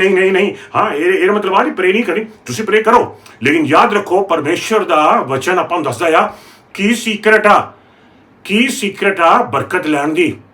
ਸੀਕਰਟ ਆ ਜਦੋਂ ਬੀਜਦੇ ਆ, ਤੁਸੀਂ ਦੂਸਰਿਆਂ ਦੀ ਜ਼ਿੰਦਗੀ 'ਚ ਬੀਜਣਾ ਆ। ਤੁਸੀਂ ਉਹਨਾਂ ਦੀ ਮਦਦ ਕਰਨੀ ਆ, ਉਹਨਾਂ ਦੇ ਪੈਸੇ 'ਚ ਮਦਦ ਕਰਨੀ ਆ, ਉਹਨਾਂ ਦੇ ਪਰਿਵਾਰ 'ਚ ਮਦਦ ਕਰਨੀ ਆ, ਉਹਨਾਂ ਦੇ ਹਸਬੈਂਡ 'ਚ ਮਦਦ ਕਰਨੀ ਆ, ਉਹਨਾਂ ਦੀ ਵਾਈਫ 'ਚ ਮਦਦ ਕਰਨੀ ਆ, ਉਹਨਾਂ ਦੇ ਬੱਚਿਆਂ ਦੇ ਵਿੱਚ ਮਦਦ ਕਰਨੀ ਆ, ਉਹਨਾਂ ਦੇ ਸਰੀਰ ਤੇ ਕੋਈ ਬਿਮਾਰ ਆ, ਹੱਥ ਰੱਖ ਕੇ ਤੁਸੀਂ ਪ੍ਰੇ ਕਰ ਰਹੇ ਹੋ, ਤੁਸੀਂ ਉਹਨਾਂ ਨੂੰ ਇਨਕਰੇਜ ਕਰ ਰਹੇ ਹੋ, ਤੁਸੀਂ ਉਹਨਾਂ ਨੂੰ ਸਮਾਈਲ ਦੇ ਰਹੇ ਹੋ। ਜਿਉਂ-ਜਿਉਂ ਤੁਸੀਂ ਉਹਨਾਂ ਦੀ ਜ਼ਿੰਦਗੀ ਵਿੱਚ ਬੀਜ ਰਹੇ ਹੋ, ਤਿਉਂ-ਤਿਉਂ ਪਰਮੇਸ਼ਰ ਵੱਲੋਂ ਤੁਸੀਂ ਕੱਟੋਗੇ ਪਰਮੇਸ਼ਰ ਦੀ ਬਰਕਤ। ਆਮੇਨ। ਪ੍ਰਭੂ ਦੇ ਵੱਲੋਂ ਇੱਕ ਲਾਈਨ ਦੇ ਵਿੱਚ, ਇੱਕ ਸੈਂਟੈਂਸ ਦੇ ਵਿੱਚ ਪਰਮੇਸ਼ਰ ਨੇ ਅਯੂਬ ਨੂੰ ਹੀਲ ਕਰਤਾ। ਦੇਖੋ ਧਿਆਨ ਦੇ ਨਾਲ ਲਿਖਿਆ ਵਰਸ 10 ਵਿੱਚ ਕਹਿੰਦਾ ਆ, after job head parade for his friends, the Lord restored his fortune and gave him twice as much as he had before. ਇੱਕ ਸੈਂਟੈਂਸ ਦੇ ਵਿੱਚ ਜੋ ਅਯੂਬ ਨੇ ਆਪਣੇ ਦੋਸਤਾਂ ਦੀ ਪ੍ਰੇਅਰ ਕੀਤੀ, ਤਿਉਂ ਹੀ ਪਰਮੇਸ਼ਰ ਨੇ ਉਹਨੂੰ ਦੁੱਗਣੀ ਬਰਕਤ ਦਿੱਤੀ ਹਰ ਪਾਸਿਓਂ। ਆਮੇਨ। ਸੋ ਪ੍ਰਭੂ ਭੈਣੋ, ਇਹ ਪਰਮੇਸ਼ਰ ਦਾ ਵਚਨ ਜਿਹੜਾ ਮੈਂ ਤੁਹਾਡੇ ਨਾਲ ਸਾਂਝਾ ਕਰਨਾ ਚਾਹੁੰਦਾ ਹੈਗਾ ਆ। ਆਪਾਂ ਇੱਕ ਹੋਰ ਵਰਸ ਵਿੱਚ ਜਾਵਾਂਗੇ, ਪ੍ਰੋਵਰਬਸ ਚੈਪਟਰ 11 ਵਰਸ 24 ਦੇ ਵਿੱਚ ਦੇਖੋ ਧਿਆਨ ਦੇ ਨਾਲ ਕੀ ਲਿਖਿਆ ਹੈਗਾ ਆ, ਮੈਂ ਤੁਹਾਡੇ ਨਾਲ ਸ਼ੇਅਰ ਕਰਾਂਗਾ। ਲਿਖਿਆ ਆ, one person gives freely yet gains even more। ਇੱਕ ਇਨਸਾਨ ਖੁੱਲ ਕੇ ਦਿੰਦਾ ਆ, ਲੇਕਿਨ ਵਚਨ ਕਹਿੰਦਾ ਫਿਰ ਵੀ ਉਹ ਹੋਰ ਵੀ ਜ਼ਿਆਦਾ ਬਰਕਤ ਪ੍ਰਾਪਤ ਕਰਦਾ ਹੈ। one person gives freely, ਉਹ ਖੁੱਲ ਕੇ ਦੇ ਰਿਹਾ ਹੈ, ਭਾਵੇਂ ਪੈਸਾ ਦੇ ਰਿਹਾ ਹੋਵੇ, ਖੁੱਲ ਕੇ ਦੇ ਰਿਹਾ ਹੈ, ਮਦਦ ਦੇ ਰਿਹਾ ਹੈ, ਖੁੱਲ ਕੇ ਦੇ ਰਿਹਾ ਹੈ, ਕਿਸੇ ਦੀ ਮਦਦ ਕਰ ਰਿਹਾ, ਖੁੱਲ ਕੇ ਪੂਰੇ ਦਿਲੋਂ ਕਿਸੇ ਦੀ ਮਦਦ ਕਰ ਰਿਹਾ, ਕਿਸੇ ਲਈ ਪ੍ਰੇਰ ਕਰ ਰਿਹਾ, ਹੱਥ ਰੱਖ ਕੇ ਬਿਮਾਰਾਂ ਦੀ ਦੁਆ ਕਰ ਰਿਹਾ, ਕਿਸੇ ਨੂੰ ਇਨਕਰੇਜ ਕਰ ਰਿਹਾ, ਖੁੱਲ ਕੇ ਕਰ ਰਿਹਾ। one person gives freely yet gains even more। ਉਹ ਦੇ ਰਿਹਾ ਆ, ਲੇਕਿਨ ਦੇਣ ਤੋਂ ਜ਼ਿਆਦਾ, ਬਹੁਤ ਜ਼ਿਆਦਾ ਬਰਕਤ ਪ੍ਰਾਪਤ ਕਰ ਰਿਹਾ ਆ, ਹੋਰ ਵੀ ਜ਼ਿਆਦਾ ਉਹਦੀ ਜ਼ਿੰਦਗੀ ਦੇ ਵਿੱਚ ਪਰਮੇਸ਼ਰ ਦਾ ਆਸ਼ੀਰਵਾਦ ਆ ਰਿਹਾ ਆ। another withholds unduly but comes to poverty। ਦੂਸਰਾ ਜੋ ਕੁਛ ਹੈ ਉਹ ਸੰਭਾਲ ਕੇ ਰੱਖ ਰਿਹਾ ਆ, ਜੀਵਾਂ ਭਰ ਰਿਹਾ ਆ, ਆਪਣੇ ਬੈਂਕ ਭਰ ਰਿਹਾ ਆ, ਸੰਭਾਲ ਕੇ ਰੱਖ ਰਿਹਾ, ਲੁਕੋ ਕੇ ਰੱਖ ਰਿਹਾ, ਦੱਬ ਕੇ ਰੱਖ ਰਿਹਾ ਆ, ਕਿਸੇ ਨੂੰ ਹਵਾ ਨਾ ਲੱਗੇ, ਕਾਨੋਂ ਕਾਨ ਕਿਸੇ को खबर ना हो। लिखा है बट कम्स टू पॉवर्टी, गरीबी विच चला जाता है। यानी कि परमेश्वर के वचन के मुताबिक प्राप्त भैनों, जो भी कुछ प्रभु ने तुहानूं दिता है वो देने के वास्ते दिता है। तुहानूं परमेश्वर ने अकल दी है, तुसीं अकल नूं वंडो। परमेश्वर तुहानूं स्माइल दी है, स्माइल नूं वंडो। तुसीं किसी नूं इनकरेज कर सकते हो, इनकरेज करो, संभाल के रखो। आ ना सोचो भी नहीं पास्टर जी मैं तो बहुत बड़ी प्रॉब्लम्स है बिच फसिया होया हाँ, मैं तो बहुत मुश्किलों फसिया होया हाँ, थोनों नहीं पता मेरी जिंदगी किहड़े मोड़ दे विचों दी, नेरे मोड़ दे विचों दी निकल के जा रही है। पास्टर जी ਜਦ ਤੱਕ ਮੇਰੀ ਜ਼ਿੰਦਗੀ ਦੇ ਵਿੱਚ ਕੋਈ ਚਾਨਣ ਨਾ ਆਵੇ, ਜਦ ਤੱਕ ਮੇਰੀ ਜ਼ਿੰਦਗੀ 'ਚ ਵੀ ਥੋੜ੍ਹਾ ਸਾਹ ਨਾ ਆਵੇ, ਜਦ ਤੱਕ ਮੇਰੀ ਸਿਚੁਏਸ਼ਨ ਥੋੜ੍ਹੀ ਠੀਕ ਨਾ ਹੋਵੇ, ਤਦ ਤੱਕ ਪਾਸਟਰ ਜੀ ਮੈਨੂੰ ਤੁਸੀਂ ਛੁੱਟੀ ਦੇ ਦਿਓ ਕੁਛ ਹਫ਼ਤਿਆਂ ਕੁਛ ਮਹੀਨਿਆਂ ਦੇ ਵਾਸਤੇ। ਮੇਰਾ ਖਿਆਲ ਨਹੀਂ ਗਾ ਕਿ ਮੈਂ ਚਰਚ ਵਿੱਚ ਮਦਦ ਕਰ ਸਕਦਾ ਹਾਂ, ਜਾਂ ਮੇਰਾ ਖਿਆਲ ਨਹੀਂ ਗਾ ਕਿ ਪਾਸਟਰ ਜੀ ਮੈਂ ਕਿਸੇ ਦੀ ਮਦਦ ਕਰ ਸਕਾਂ, ਕਿਉਂਕਿ ਮੇਰੀ ਹਜੇ ਪਾਸਟਰ ਜੀ ਮੇਰੀ ਆਪਣੀ ਜ਼ਿੰਦਗੀ 'ਚ ਹੀ ਇੰਨਾ ਕੁਛ ਚੱਲ ਰਿਹਾ ਹੈ, ਮੈਂ ਕੀ ਦੂਜਿਆਂ ਦੀ ਮਦਦ ਕਰੂੰਗਾ। ਹਾਂ ਦੇਖੋ, ਉਲਟਾ ਦੁਨੀਆ ਸਿਖਾਉਂਦੀ ਆ, ਪਰਮੇਸ਼ਰ ਦਾ ਵਚਨ ਕੀ ਸਿਖਾਉਂਦਾ? ਹਾਂ, ਜੇ ਤੁਸੀਂ ਮੁਸ਼ਕਿਲ ਵਿੱਚ ਜਾ ਰਹੇ ਹੋ ਉਹ ਟਾਈਮ ਆ ਤਾਂ ਕਿ ਤੁਸੀਂ ਦੂਜਿਆਂ ਦੀ ਜਿਹੜੇ ਮੁਸ਼ਕਿਲ ਫਸੇ ਨੇ ਉਹਨਾਂ ਦੀ ਮਦਦ ਕਰੋ। ਆਪ ਮੁਸ਼ਕਿਲ ਦੇ ਵਿੱਚ ਆ, ਦੂਜਿਆਂ ਦੀ ਮੁਸ਼ਕਿਲ ਜਿਹੜੇ ਵਿੱਚ ਫਸੇ ਨੇ ਉਹਨਾਂ ਦੀ ਮਦਦ ਕਰਨ ਦੇ ਨਾਲ ਪਰਮੇਸ਼ਰ ਦੀ ਮਦਦ ਤੁਹਾਡੇ ਉੱਤੇ ਆਏਗੀ ਤਾਂ ਕਿ ਤੁਹਾਡੀਆਂ ਮੁਸ਼ਕਿਲਾਂ ਠੀਕ ਹੋ ਸਕਣ। ਆਪ ਐਸੀ ਸਿਚੁਏਸ਼ਨ ਫਸੇ ਹੋਏ ਆ, ਲੇਕਿਨ ਤੁਸੀਂ ਫਿਰ ਵੀ ਦੂਸਰਿਆਂ ਦੀ ਸਿਚੁਏਸ਼ਨ 'ਚ ਉਹਨਾਂ ਦੀ ਮਦਦ ਕਰ ਰਹੇ ਹੈਗੇ ਆ। ਆਪ ਫਾਈਨੈਂਸ਼ੀਅਲੀ ਤੁਸੀਂ ਮੁਸ਼ਕਿਲ ਵਿੱਚੋਂ ਨਿਕਲ ਕੇ ਜਾ ਰਹੇ ਹੋ, ਲੇਕਿਨ ਫਿਰ ਵੀ ਪਰਮੇਸ਼ਰ ਤੁਹਾਡੇ ਦਿਲ ਵਿੱਚ ਬੰਦਾ ਆ ਵੀ ਚਲੋ ਕਿਸੇ ਨੂੰ ਗਰੋਸਰੀ ਖਰੀਦ ਕੇ ਦੇ ਦਿਓ, ਚਲੋ ਕਿਸੇ ਦੀ ਫਾਈਨੈਂਸ਼ੀਅਲੀ ਮਦਦ ਕਰ ਦਿਓ। ਤੁਹਾਡਾ ਘਰ ਵਾਲਾ ਤੁਹਾਨੂੰ ਕਹੇਗਾ, ਘਰ ਵਾਲੀ ਕਹੇਗੀ ਇਹ ਕੀ ਕਰੀ ਜਾਂਦੇ ਹੋ ਜੀ, ਦੇਖੋ ਸਾਡੇ ਕੋਲੇ ਤਾਂ ਆਪਣੇ ਕੋਲੇ ਤਾਂ ਇੰਨੇ ਪੈਸੇ ਹੈ ਨਹੀਂ ਗੇ, ਕਿਸੇ ਨੂੰ ਦੇਣ ਦਿਓ, ਆਪਾਂ ਕਿੱਦਾਂ ਉਹਨਾਂ ਨੂੰ ਗਰੋਸਰੀ ਲੈ ਕੇ ਦੇ ਸਕਦੇ ਹੈਗੇ ਆ, ਆਪਾਂ ਕੀ ਖਾਵਾਂਗੇ, ਬੱਚੇ ਕੀ ਖਾਣਗੇ ਸਾਡੇ ਜੀ। ਲੇਕਿਨ ਜੇ ਪਰਮੇਸ਼ਰ ਦਾ ਵਚਨ ਤੁਹਾਨੂੰ ਪਤਾ ਚੱਲ ਗਿਆ ਆ, ਲੱਗ ਗਿਆ ਆ ਪਰਮੇਸ਼ਰ ਦੀ ਸੀਕ੍ਰੇਟ ਤੁਹਾਨੂੰ ਪਤਾ, ਪ੍ਰਭੂ ਤੇ ਬਣਾਓ, ਜਦੋਂ ਆਪਾਂ ਮੁਸ਼ਕਿਲ ਦੇ ਵਿੱਚੋਂ ਨਹੀਂ ਨਿਕਲ ਕੇ ਜਾ ਰਹੇ ਹੁੰਦੇ ਆ, ਉਦੋਂ ਸਮਾਂ ਹੈ ਕਿ ਆਪਾਂ ਦੂਸਰਿਆਂ ਦੀ ਮਦਦ ਕਰੀਏ। ਜਿਉਂ ਦੂਜਿਆਂ ਦੀ ਮਦਦ ਕਰਦੇ ਆ, ਤਿਉਂ ਪਰਮੇਸ਼ਰ ਦੇ ਖਜ਼ਾਨੇ ਖੁੱਲ ਜਾਂਦੇ ਨੇ ਤੇ ਪਰਮੇਸ਼ਰ ਸਾਡੀ ਮਦਦ ਕਰਦਾ ਹੈ। ਇਹੀ ਪਰਮੇਸ਼ਰ ਦਾ ਵਚਨ ਸਾਨੂੰ ਸਿਖਾਉਂਦਾ ਆ। ਸੋ ਆਪਣੀਆਂ ਅੱਖਾਂ ਦਾ ਫੋਕਸ ਆਪਣੇ ਉੱਤੇ ਨਹੀਂ ਲਾ ਕੇ ਰੱਖਣਾ, ਆਪਣੀਆਂ ਅੱਖਾਂ ਦਾ ਫੋਕਸ ਦੂਸਰਿਆਂ ਦੇ ਉੱਤੇ ਲਾ ਕੇ ਰੱਖਣਾ ਆ। ਜਿਉਂ ਤੁਸੀਂ ਆਪਣਾ ਫੋਕਸ ਦੂਜਿਆਂ ਤੇ ਲਾਓਗੇ, ਦੂਜਿਆਂ ਦੀ ਮਦਦ ਕਰਨ ਦੇ ਵਾਸਤੇ, ਦੂਸਰਿਆਂ ਨੂੰ ਆਸ਼ੀਰਵਾਦ ਦੇਣ ਦੇ ਵਾਸਤੇ, ਦੂਸਰਿਆਂ ਨੂੰ ਬਲੈਸ ਕਰਨ ਦੇ ਵਾਸਤੇ, ਤਿਉਂ ਪਰਮੇਸ਼ਰ ਆਪਣੀਆਂ ਅੱਖਾਂ ਤੁਹਾਡੇ ਉੱਤੇ ਲਾਵੇਗਾ। ਆਮੇਨ। ਯਾਦ ਰੱਖੋ, ਜਿਹੜੀ ਮੈਂ ਹੈ ਉਹ ਪਰਮੇਸ਼ਰ ਦੇ ਵਚਨ ਦੇ ਮੁਤਾਬਿਕ ਠੀਕ ਨਹੀਂ। ਆਮੇਨ। ਮੈਂ ਕਦੋਂ ਆ, ਜਦੋਂ ਬੰਦਾ ਕਹਿੰਦਾ ਹਾਏ ਮੇਰੇ ਕੋਲ ਆ ਵੀ ਨਹੀਂਗਾ, ਮੇਰੇ ਕੋਲ ਉਹ ਵੀ ਨਹੀਂਗਾ, ਮੈਨੂੰ ਆ ਵੀ ਹੋ ਗਿਆ, ਮੈਨੂੰ ਉਹ ਵੀ ਹੋ ਗਿਆ, ਆਹ ਪ੍ਰੋਬਲਮ 'ਚ ਆ, ਮੈਂ ਉਹ ਪ੍ਰੋਬਲਮ ਵਿੱਚ ਆ, ਜਦੋਂ ਮੈਂ ਆ ਜਾਂਦੀ ਆ ਉਦੋਂ ਪ੍ਰਭੂ ਤੇ ਪਰਮੇਸ਼ਰ ਦੀਆਂ ਅੱਖਾਂ ਨਹੀਂ ਲੱਗਦੀਆਂ ਆਪਣੇ ਉੱਤੇ। ਆਮੇਨ। ਲੇਕਿਨ ਜਦੋਂ ਆਪਾਂ ਆਪਣੀ ਅੱਖਾਂ ਦੂਜੇ ਤੇ ਲਾਉਂਦੇ ਹਾਂ, ਹਾਏ ਵੇ ਉਹਦੀ ਮੈਂ ਮਦਦ ਕਰਾਂ, ਕਿੱਦਾਂ ਮੈਂ ਉਹਨੂੰ ਇਨਕਰੇਜ ਕਰਾਂ, ਕਿਸ ਤਰ੍ਹਾਂ ਮੈਂ ਉਹਨੂੰ ਬਲੈਸ ਕਰਾਂ, ਕਿਸ ਤਰ੍ਹਾਂ ਮੈਂ ਉਹਨੂੰ ਕਾਉਂਸਲ ਕਰਾਂ, ਕਿਸ ਤਰ੍ਹਾਂ ਮੈਂ ਉਹਨੂੰ ਟੀਚ ਕਰਾਂ। ਜਿਉਂ ਤੁਸੀਂ ਦੂਜਿਆਂ ਦੀ ਮਦਦ ਕਰਦੇ ਹੋ ਤੇ ਉਹ ਤੇ ਪਰਮੇਸ਼ਰ ਆਪਣੀਆਂ ਅੱਖਾਂ ਤੁਹਾਡੇ ਉੱਤੇ ਲਾ ਲੈਂਦਾ ਆ ਤੇ ਤੁਹਾਨੂੰ ਬਰਕਤ ਦਿੰਦਾ ਹੈ। ਇਹੀ ਪਰਮੇਸ਼ਰ ਦਾ ਬਰਕਤ ਵਾਲਾ ਵਚਨ ਸਾਨੂੰ ਸਿਖਾਉਂਦਾ ਆ। ਆਮੇਨ। ਸੋ ਬਰਾਬਰ ਬਣਾ, ਜੋ ਤੁਸੀਂ ਬੀਜੋਗੇ ਉਹੀ ਤੁਸੀਂ ਕੱਟੋਗੇ। ਜੇ ਸੰਤਰੇ ਬੀਜਾਂਗੇ, ਸੰਤਰੇ ਦੇ ਬੀਜਦੇ ਹੋ, ਉੱਥੋਂ ਸਿਓ ਨਹੀਂ ਨਿਕਲਣੇ, ਉੱਥੋਂ ਸੰਤਰੇ ਨਿਕਲਣਗੇ। ਜੇ ਤੁਸੀਂ ਆੜੂ ਬੀਜੋਗੇ ਤਾਂ ਆੜੂ ਨਿਕਲਣਗੇ, ਕੇਲੇ ਬੀਜੋਗੇ ਕੇਲੇ ਨਿਕਲਣਗੇ। ਬਿਲਕੁਲ ਜੋ ਉਸ ਤਰ੍ਹਾਂ ਜਿਹੜਾ ਪੈਸਾ ਬੀਜਦੇ ਆ, ਆਫਰਿੰਗ ਦਿੰਦੇ ਆ, ਟਾਈਰਿੰਗ ਦਿੰਦੇ ਆ, ਪਰਮੇਸ਼ਰ ਤੁਹਾਡੇ ਕੰਮਾਂ 'ਚ ਸਾਨੂੰ ਬਰਕਤ ਦਿੰਦਾ ਆ, ਹੈ ਨਾ। ਪਰਮੇਸ਼ਰ ਆਪਣੇ ਪੈਸੇ ਨੂੰ ਬਰਕਤ ਦਿੰਦਾ ਆ। ਲੇਕਿਨ ਜਦੋਂ ਤੁਹਾਡੇ ਬੱਚੇ ਸਿਚੁਏਸ਼ਨ ਵਿੱਚੋਂ ਨਹੀਂ ਜਾ ਰਹੇ ਨੇ, ਤੁਹਾਡੇ ਬੱਚੇ ਕਿਸੇ ਪ੍ਰੋਬਲਮ 'ਚੋਂ ਜਾ ਰਹੇ ਨੇ, ਤੁਸੀਂ ਕਿਸੇ ਦੂਜਿਆਂ ਦੇ ਬੱਚਿਆਂ ਦੀ ਮਦਦ ਕਰੋ, ਤੁਸੀਂ ਦੂਸਰਿਆਂ ਦੇ ਬੱਚਿਆਂ ਨੂੰ ਇਨਕਰੇਜ ਕਰੋ। ਤੁਹਾਡਾ ਹਸਬੈਂਡ, ਤੁਹਾਡੀ ਵਾਈਫ ਕੋਈ ਪ੍ਰੋਬਲਮ 'ਚ ਜਾ ਰਹੀ ਹੈਗੀ ਆ, ਤੁਸੀਂ ਕਿਸੇ ਹੋਰ ਦੇ ਹਸਬੈਂਡ ਜਾਂ ਹੋਰ ਦੇ ਵਾਈਫ ਨੂੰ ਬਿਠਾ ਕੇ ਉਹਨਾਂ ਦੇ ਮੈਰਿਜ ਦੇ ਵਿੱਚ ਉਹਨਾਂ ਦੀ ਮਦਦ ਕਰੋ। ਜਿਉਂ ਤੁਸੀਂ ਬੀਜੋਗੇ ਉਹਨਾਂ ਦੇ ਮੈਰਿਜ ਦੇ ਵਿੱਚ, ਤੇ ਉਹ 'ਚ ਪਰਮੇਸ਼ਰ ਤੁਹਾਡੀ ਮੈਰਿਜ ਦੇ ਵਿੱਚ ਤੁਹਾਨੂੰ ਬਰਕਤ ਦੇਵੇਗਾ। ਇਹ ਆ ਸਮਾਂ ਨਹੀਂਗਾ ਕਿ ਨਹੀਂ ਪਾਸਟਰ ਜੀ ਸਾਡੇ ਘਰ ਦੇ ਵਿੱਚ ਤਾਂ ਬਹੁਤ ਹੀ ਬੁਰਾ ਹਾਲ ਹੋਇਆ, ਮੈਨੂੰ ਤਾਂ ਛੁੱਟੀ ਦੇ ਦਿਓ 1-2 ਮਹੀਨੇ ਵਾਸਤੇ, ਮੇਰਾ ਖਿਆਲ ਨਹੀਂ ਕਿ ਮੈਂ ਪਰਮੇਸ਼ਰ ਦੀ ਸੇਵਾ ਕਰ ਸਕਾਂਗਾ ਜਾਂ ਮੈਂ ਭੈਣ ਭਰਾਵਾਂ ਦੀ ਸੇਵਾ ਕਰ ਸਕਾਂਗਾ। ਨਹੀਂ ਭਰਾਵਾਂ ਤੇ ਭੈਣੋ, ਇਹੀ ਤਾਂ ਕਹਿ ਲਓ ਕਿ ਅਯੂਬ ਦੀ ਗਲਤ ਕਰ ਰਿਹਾ ਸੀਗਾ। ਲੇਕਿਨ ਜਦੋਂ ਅਯੂਬ ਦੀਆਂ ਅੱਖਾਂ ਖੁੱਲੀਆਂ, ਉਹਨੂੰ ਪਤਾ ਲੱਗਿਆ ਕਿ ਜੇ ਉਹ ਆਪਣੇ ਦੋਸਤਾਂ ਨੂੰ ਬਰਕਤ ਦੇਵੇ, ਆਪਣੇ ਦੋਸਤਾਂ ਨੂੰ ਬਲੈਸ ਕਰੇ, ਉਦੋਂ ਉਹਨੂੰ ਬਰਕਤ ਮਿਲੇਗੀ। ਬਿਲਕੁਲ ਉਸੇ ਤਰ੍ਹਾਂ ਹੋਇਆ, ਜਦੋਂ ਆਪਾਂ ਦੂਜੇ ਨੂੰ ਬਰਕਤ ਦਿੰਦੇ ਹਾਂ, ਬਲੈਸ ਕਰਦੇ ਹਾਂ, ਉਦੋਂ ਪਰਮੇਸ਼ਰ ਆਪਾਂ ਨੂੰ ਆਸ਼ੀਰਵਾਦ ਦਿੰਦਾ ਹੈ। ਆਮੇਨ। ਸੋ ਪ੍ਰਭੂ ਦੇ ਬਣੋ, ਬਲਕਿ ਇਹ ਸਮਾਂ ਹੈ ਕਿ ਇਹਨਾਂ ਮੁਸ਼ਕਿਲਾਂ ਸਮਾਂ ਦੇ ਵਿੱਚ, ਇਹਨਾਂ ਸਿਚੁਏਸ਼ਨ ਦੇ ਵਿੱਚ, ਡਿਫਿਕਲਟ ਟਾਈਮ ਦੇ ਵਿੱਚੋਂ ਤੁਸੀਂ ਜਾ ਰਹੇ ਹੋ, ਐਸੇ ਡਿਫਿਕਲਟ ਟਾਈਮ 'ਚ ਜਦੋਂ ਤੁਸੀਂ ਗੁਜ਼ਰਦੇ ਹੋ, ਉਦੋਂ ਤੁਸੀਂ ਚਾਰੋਂ ਪਾਸੇ ਨਜ਼ਰ ਮਾਰੋਗੇ ਵੀ ਕਿਹਦੀ ਮਦਦ ਕਰਾਂ। Opportunities ਭਾਲੋ, opportunities ਢੂੰਡੋ। ਬਿਲਾ ਵੀ ਇਹ ਵੀ ਓਪਰਚੁਨਿਟੀ ਆ, ਫਲਾਨਿਆਂ ਦੇ ਘਰ ਦੇ ਵਿੱਚ ਉਹਨਾਂ ਦੇ ਬੱਚਿਆਂ ਦਾ ਕੋਈ ਇਸ਼ੂ ਚੱਲ ਰਹੀ ਆ, ਆਪਾਂ ਜਾ ਕੇ ਉਹਨਾਂ ਦੀ ਮਦਦ ਕਰੀਏ। ਇਹ ਫਲਾਨਿਆਂ ਦੇ ਘਰ ਦੇ ਵਿੱਚ ਉਹਨਾਂ ਕੋਲ ਖਾਣ ਨੂੰ ਪੀਣ ਨੂੰ ਕੁਛ ਨਹੀਂ, ਆਪਾਂ ਉਹਨਾਂ ਦੀ ਮਦਦ ਕਰੀਏ।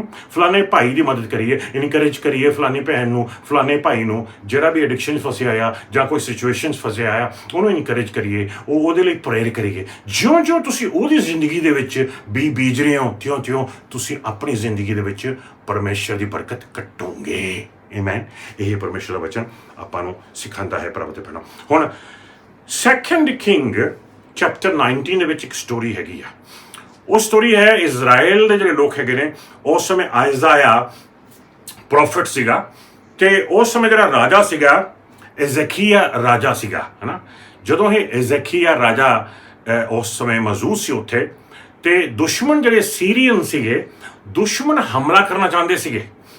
ਤੇ ਜਦੋਂ ਦੁਸ਼ਮਣ ਹਮਲਾ ਕਰਨਾ ਚਾਹੁੰਦੇ ਸੀਗੇ ਤੇ ਜਿਹੜੇ ਸਾਰੇ ਲੋਕ ਸੀਗੇ, ਬਲਕਿ ਰਾਜਾ ਵੀ ਇੱਕ ਤਰ੍ਹਾਂ ਕਹਿ ਲਓ ਕਿ ਸ਼ਾਇਦ ਡਰ ਰਹੇ ਸੀਗੇ ਵੀ ਲੈ ਵੀ ਕੀ ਹੋ ਜਾਊਗਾ।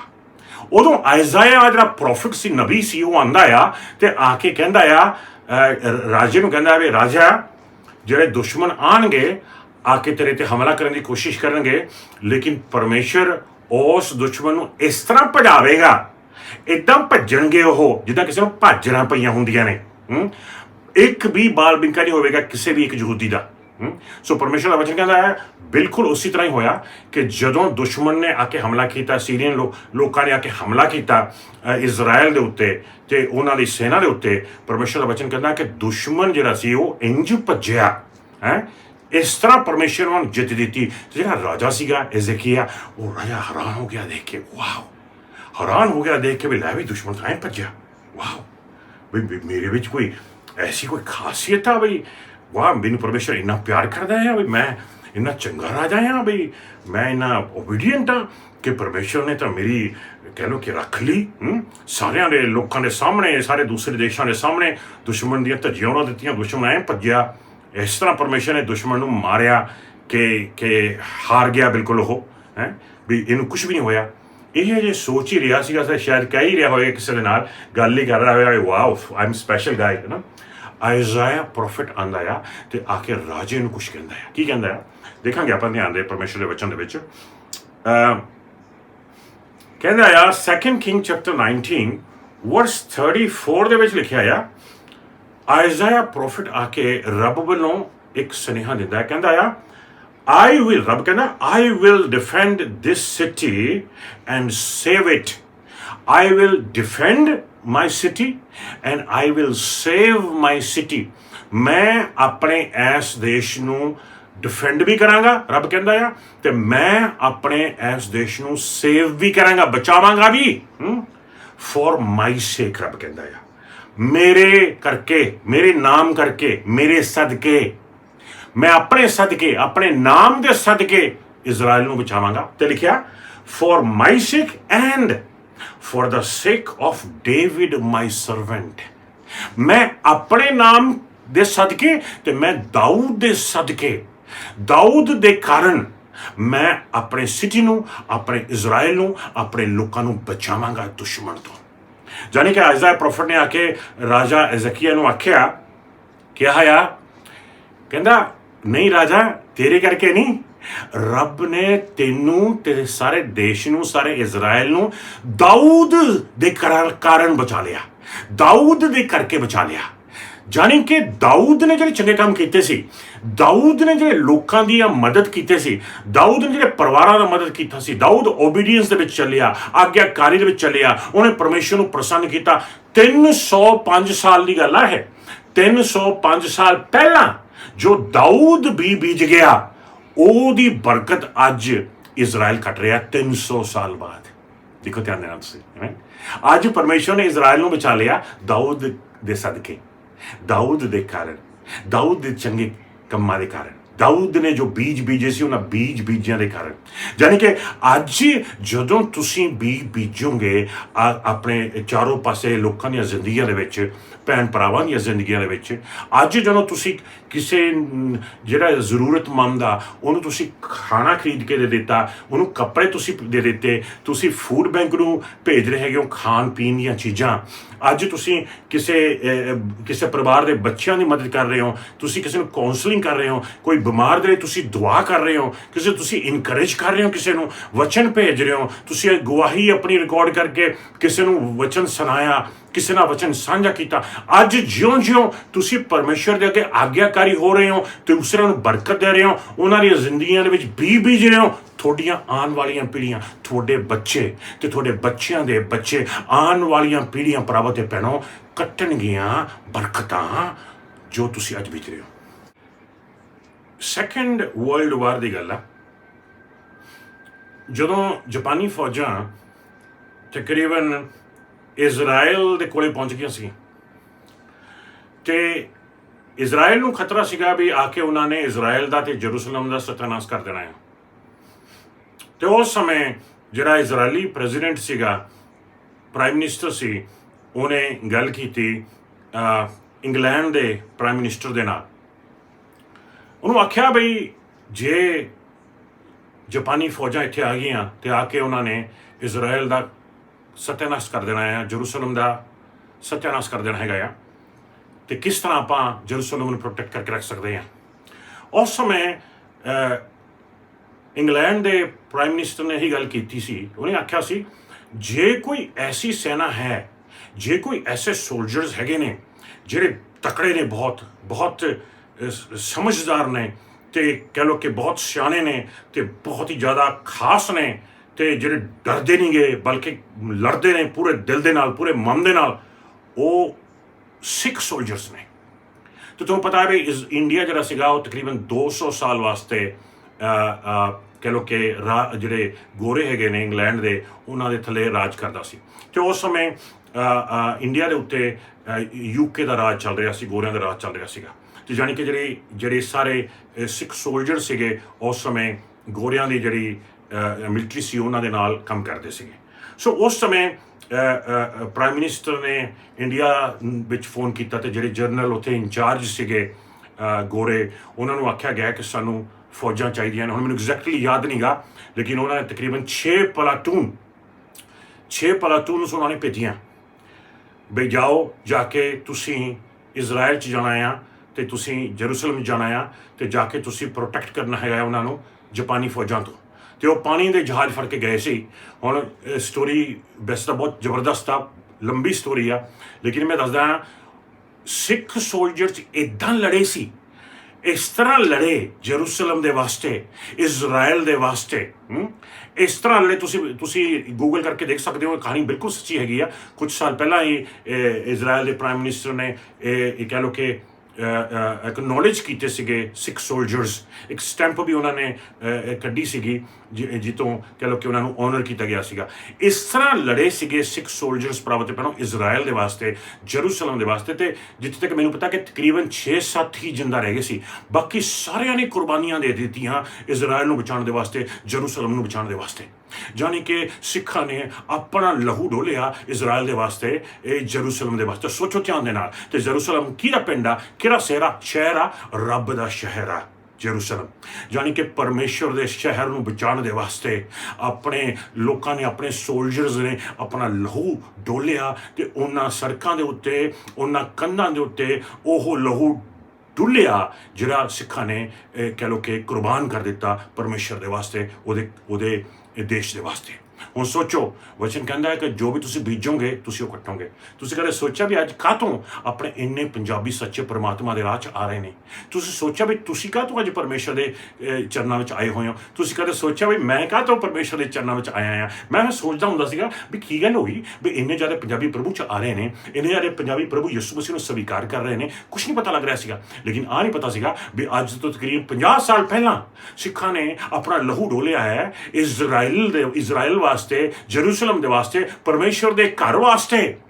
ਜੋ ਵੀ ਤੁਸੀਂ ਬੀਜੋਗੇ ਤੁਸੀਂ ਉਹ ਕੱਟੋਗੇ, ਕਿਉਂਕਿ ਉਹਨਾਂ ਨੇ ਉਹ ਲਹੂ ਡੋਲਿਆ। ਪਰਮੇਸ਼ਵਰ ਨੇ ਆਖਿਆ ਮੈਂ ਤੇਰੇ ਬੱਚਿਆਂ ਨੂੰ ਬਚਾਵਾਂਗਾ, ਮੈਂ ਤੇਰੀ ਕੌਮ ਨੂੰ ਬਚਾਵਾਂਗਾ, ਮੈਂ ਤੇਰੀ ਆਉਣ ਵਾਲੀਆਂ ਪੀੜ੍ਹੀਆਂ ਨੂੰ ਬਚਾਵਾਂਗਾ। ਉਦੋਂ ਤੋਂ ਲੈ ਕੇ ਪ੍ਰਭੂ ਭੈਣੋ ਇਹ 50 ਸਾਲ ਤੋਂ ਬਾਅਦ ਪ੍ਰਭੂ ਭੈਣੋ ਆਪਾਂ ਦੇਖ ਰਹੇ ਹਾਂ ਬਹੁਤ ਸਾਰੇ ਪੰਜਾਬੀ, ਬਹੁਤ ਸਾਰੇ ਸਿੱਖ ਭੈਣ ਭਰਾ ਪਰਮਾਤਮਾ ਦੇ ਚਰਨਾਂ 'ਚ ਆ ਰਹੇ ਨੇ, ਸੱਚੇ ਪਰਮਾਤਮਾ ਪ੍ਰਭੂ ਯਿਸੂ ਮਸੀਹ ਨੂੰ ਜਾਣ ਰਹੇ ਨੇ, ਆਪਣਾ ਦਿਲ ਖੋਲ ਕੇ ਉਹਨੂੰ ਸਵੀਕਾਰ ਕਰ ਰਹੇ ਨੇ।